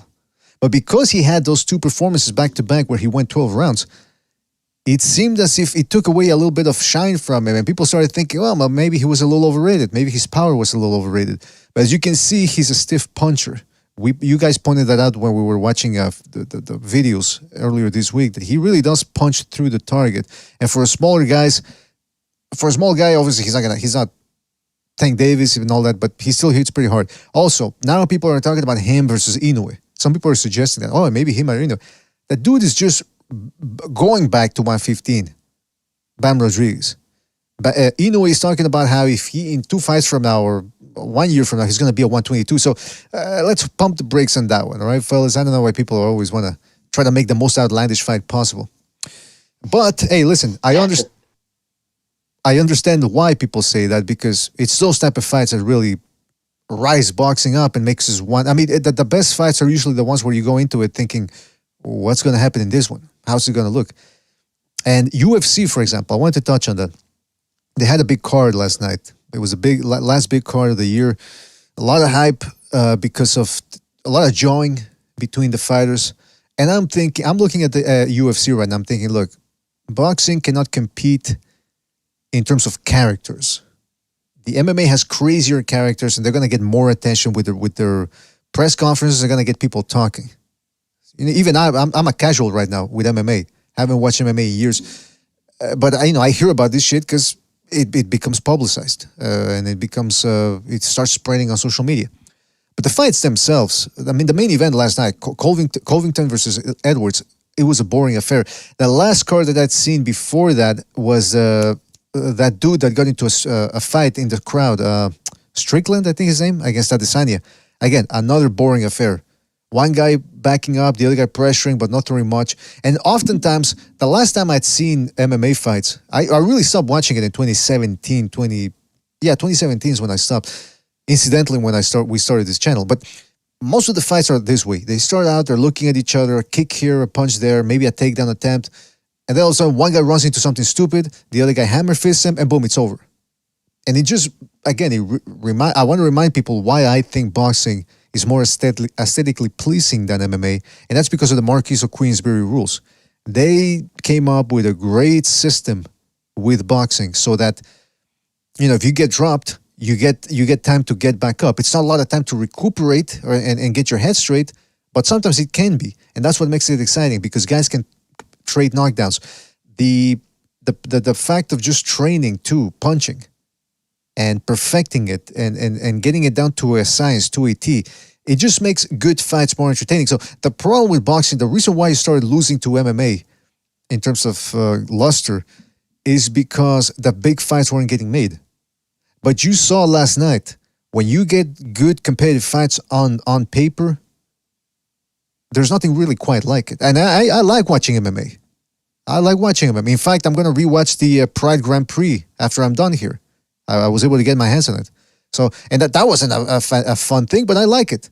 But when it comes to boxing, I just think when you get the best boxers against the best, and you put them up against the best MMA fighters against the best MMA fighters, I think boxing comes out on top in terms of entertainment. I don't know what you guys think about that. Well, MMA, the best part of MMA is when they're on their feet.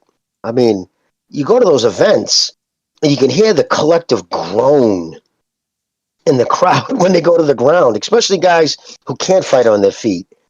You know what I mean? Or they get tagged up and they instantly dive at the waist. And listen, I appreciate a quick somebody be able to stove at somebody's, get them on their back, you know what I mean? Be able to get takedowns. I appreciate that. And that lies the problem, like you just mentioned, the quick stoppage. Like, you can get a flash knockdown in boxing, you get put on your ass, and if you can shake it off and you get the count. Here's the problem. Because in MMA, you can bring someone to the ground.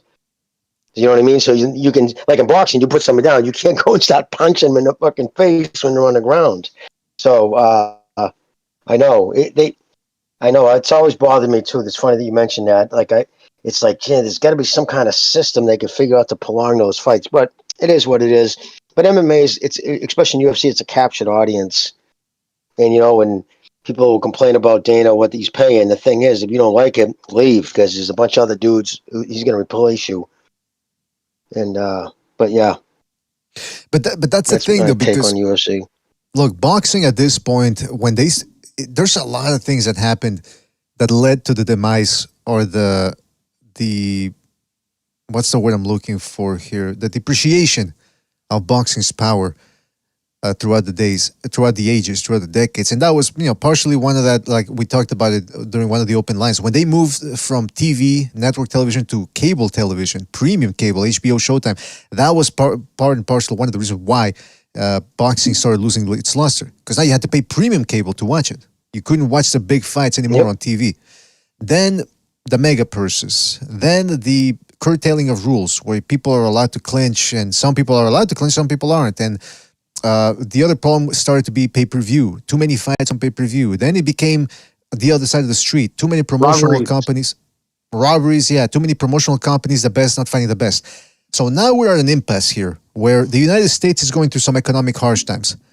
This Las Vegas always comes up with the bigger purses, the bigger side fees. So that's where they hold the big fights. So people are no longer watching the fights. The talent that gets cultivated in a town is no longer there. He's going to go to Las Vegas. So let's say you got Kelly Pavlik, for example, when he fought Jermaine Taylor. That was in Atlantic City. It wasn't that far away from people from his hometown. They could go watch it. People from, where was he from? Pennsylvania? No. Anyway, I forget where he was from. No, he was from one of those steel mill towns that lost a lot of those jobs in the... Anyway. Philadelphia?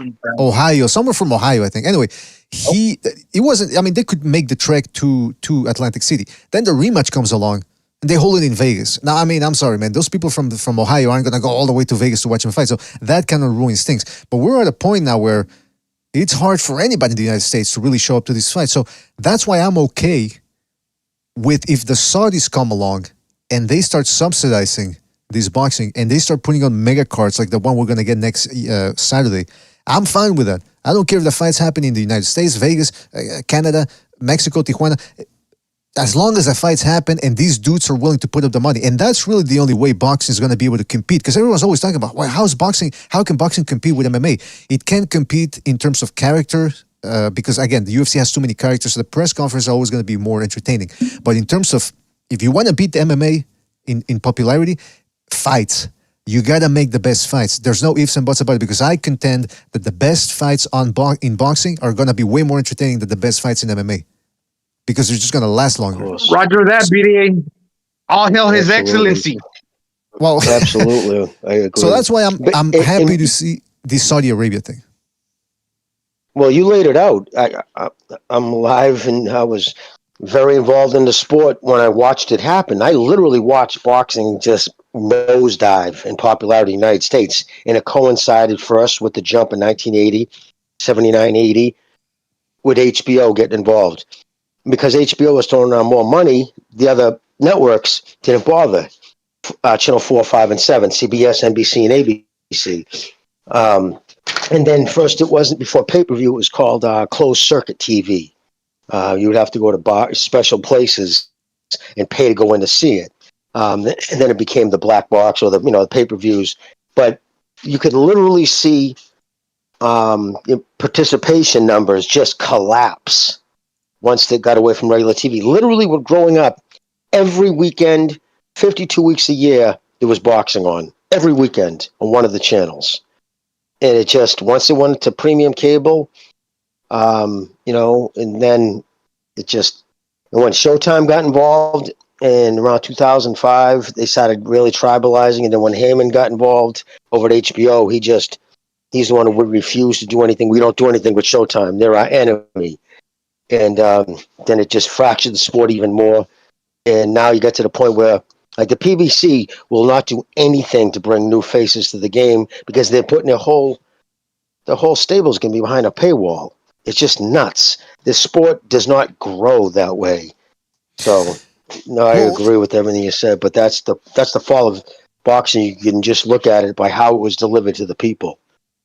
Yeah, that's because a great no other point. sport, football, baseball, you don't have to pay. NBA, you don't have to pay to see those championships. It's on And that's for the free. other thing. That's the other thing. They're pushing the wrong people too. Somebody mentioned that in the chat. They're pushing the wrong stuff. They tried pushing Shakur Stevenson so hard. You could tell that dude was never going to. So why are they trying to push these guys? And like the media too. Now they're overhyping Devin Haney. It's like, oh, he's a genius. I mean, he's very good, don't get me wrong, but he's not a genius. But that's the only way he can really sell, if you package him and market him as a genius, like they did with Floyd Mayweather. But they're pushing the wrong. Look, if you want to keep boxing alive, unfortunately, you got to push the guys that are entertaining as well. Guys like Beterbiev, Navarrete, Lomachenko to a certain extent. Well, they tried it. That didn't work because the guy wasn't that popular.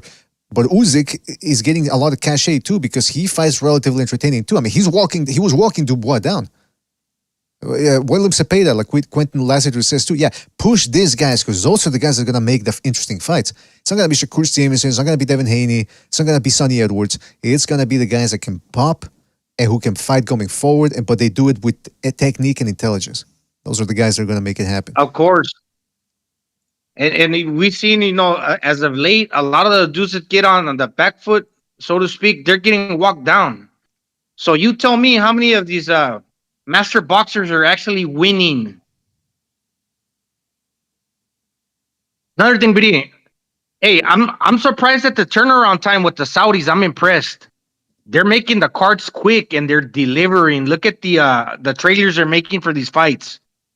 They're excellent quality. Yeah, so all hail His Excellency, man. Screw Al Heyman. What is he?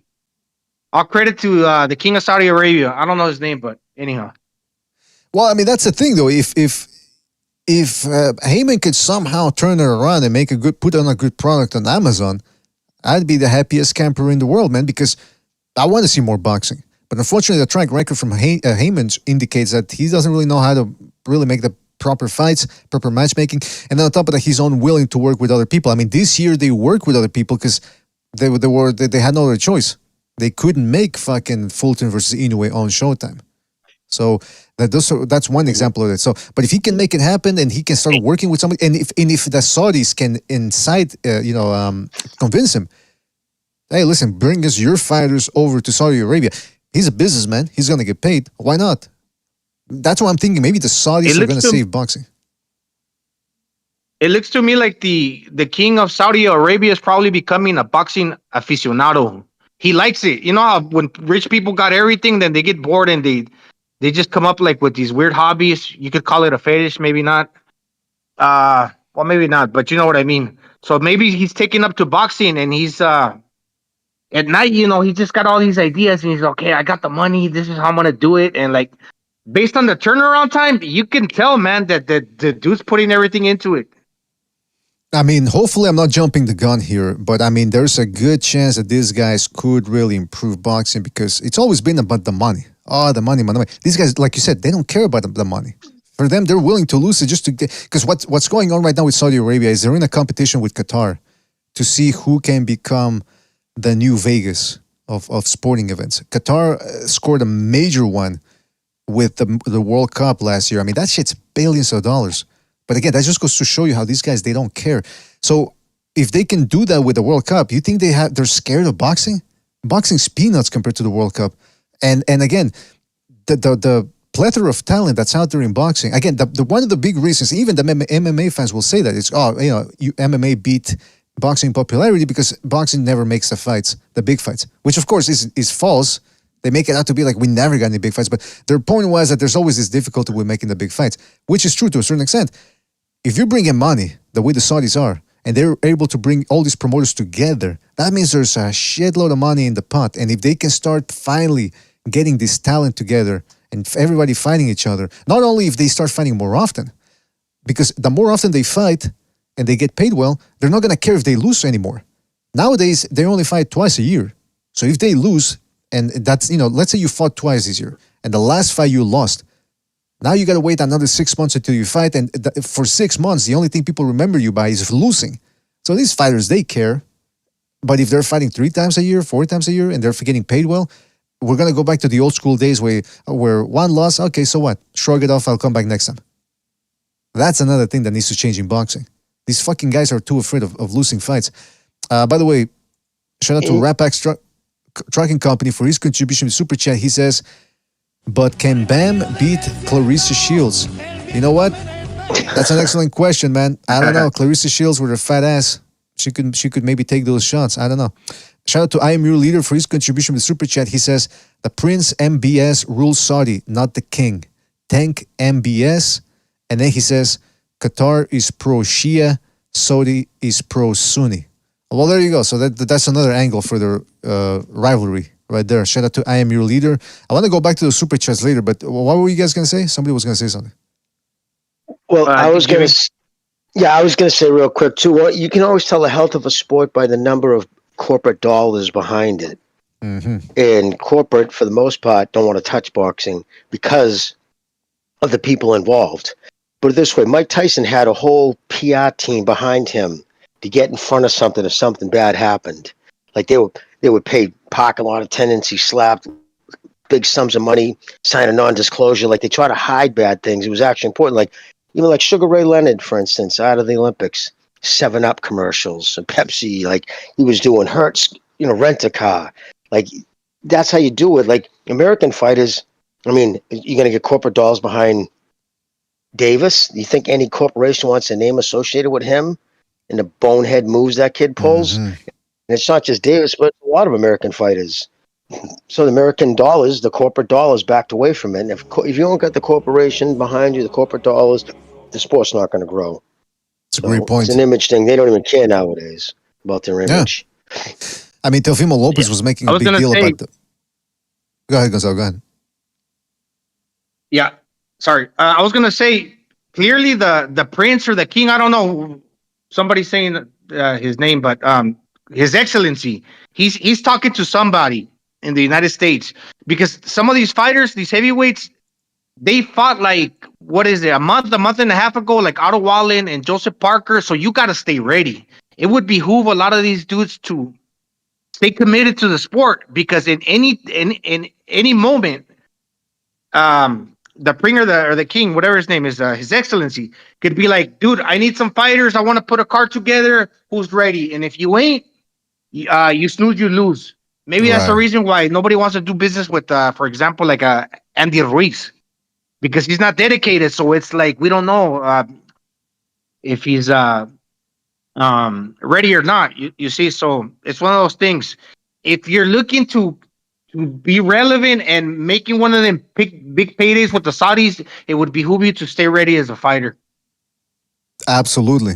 Yeah, it's going to motivate these guys. Because again, one of the reasons why I think Errol Spence screwed his career over is because of these layoffs.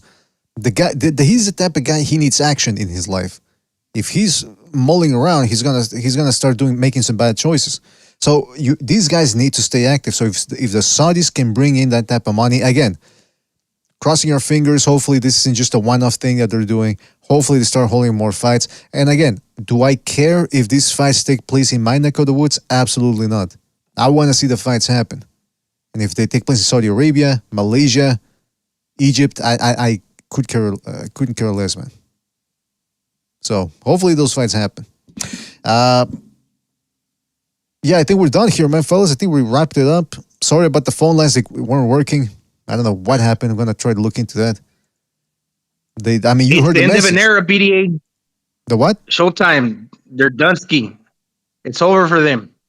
Well, but they're Dunsky, like you said, but I think a lot of those dudes from Showtime are going to be going over to Amazon. I think they're going to use the same infrastructure.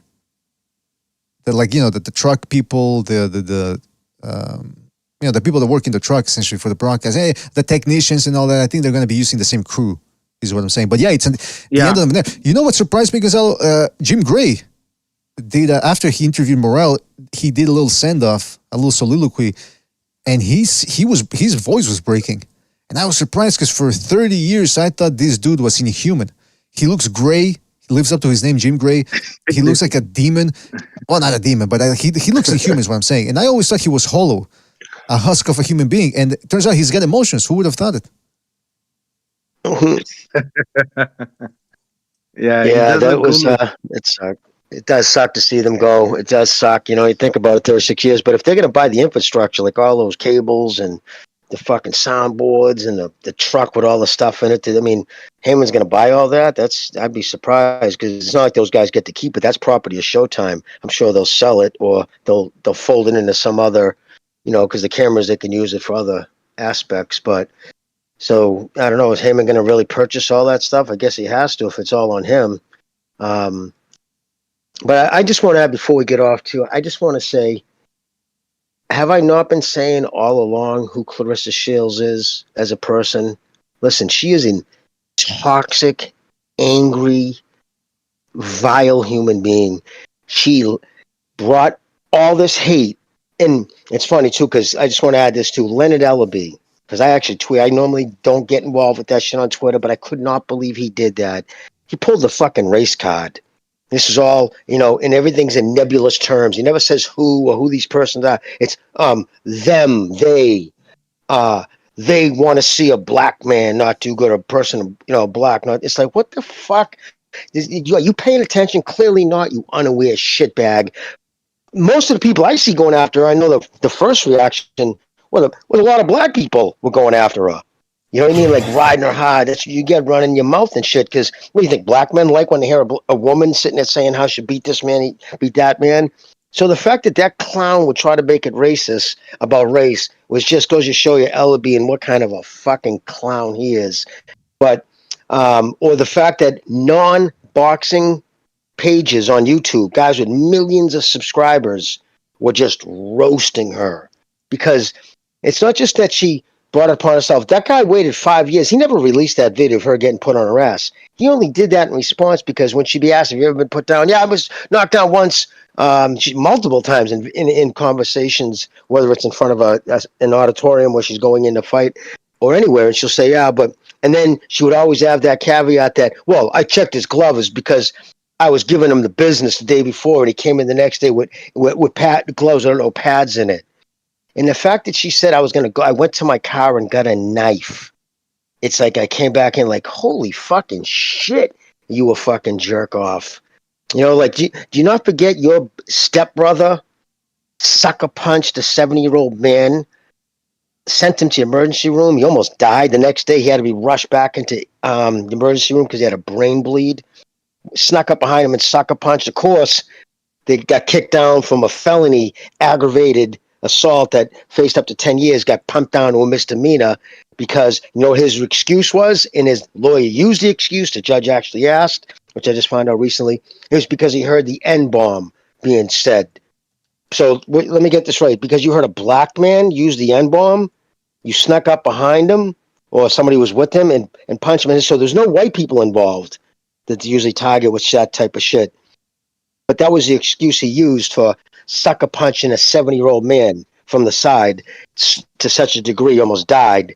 And he got less than 6 months in the can over that. So has she learned from any of that? So, now this year I'm going to go get my knife.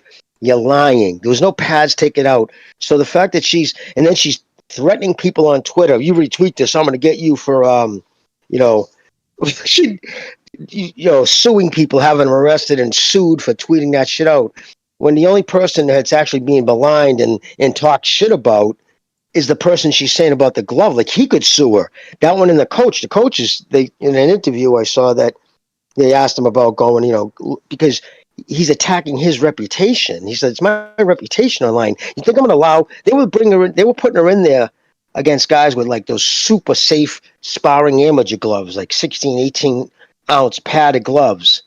And that fight, I guess he wore 14 or whatever, but there were patterns worn out. And he said that. That's just absurd. It's so insulting that she would say that I would have allowed that, and then I was going to get my knife. And then what? What were we going to do? We're going to stab him? We're going to end his life?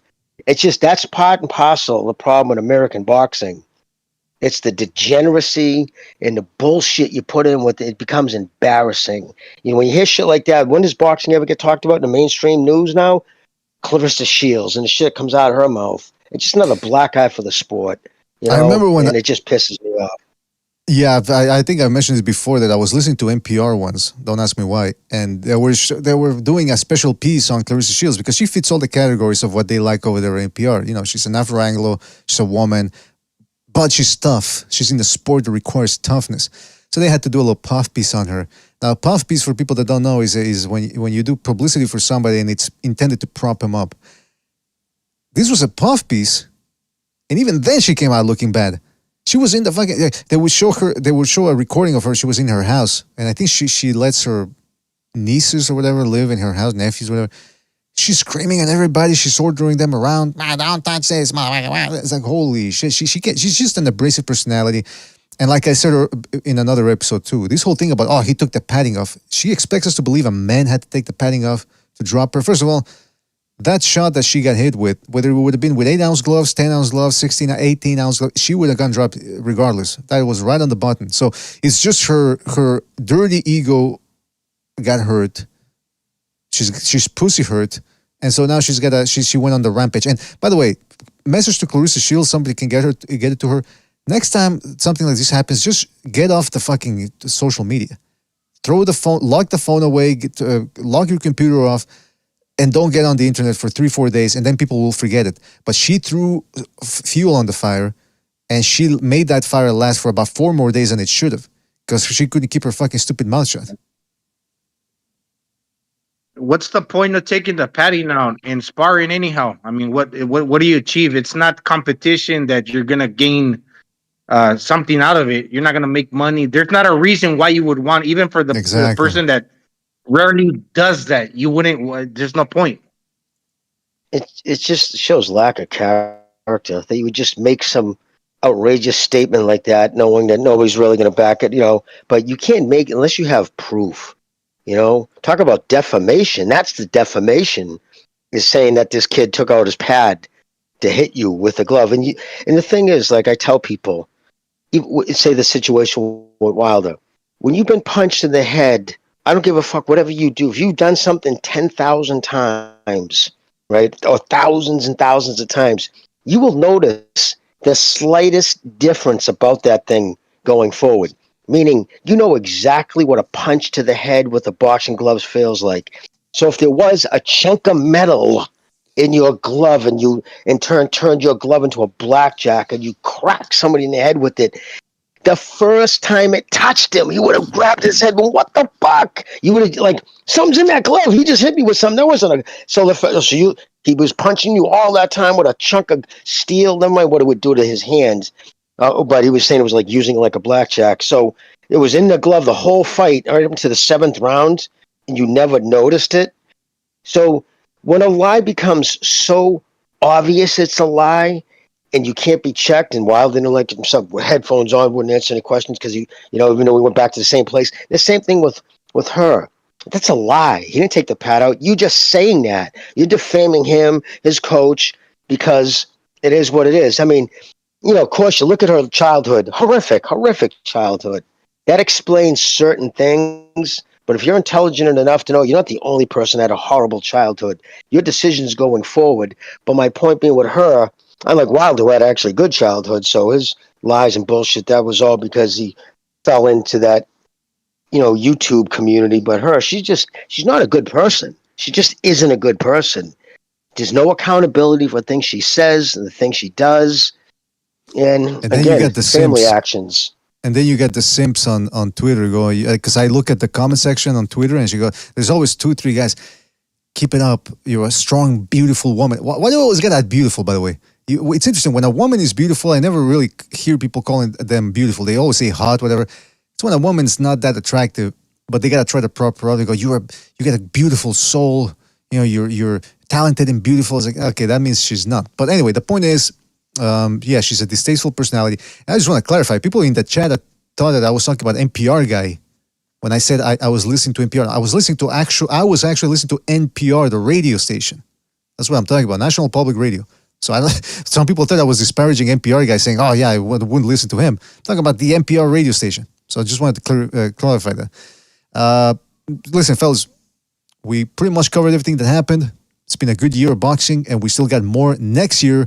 Next week we got the super mega card from Saudi Arabia.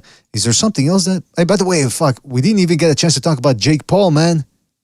Fuck. Well, okay, we'll talk. We'll save the face of boxing for another. That was a good setup, beating.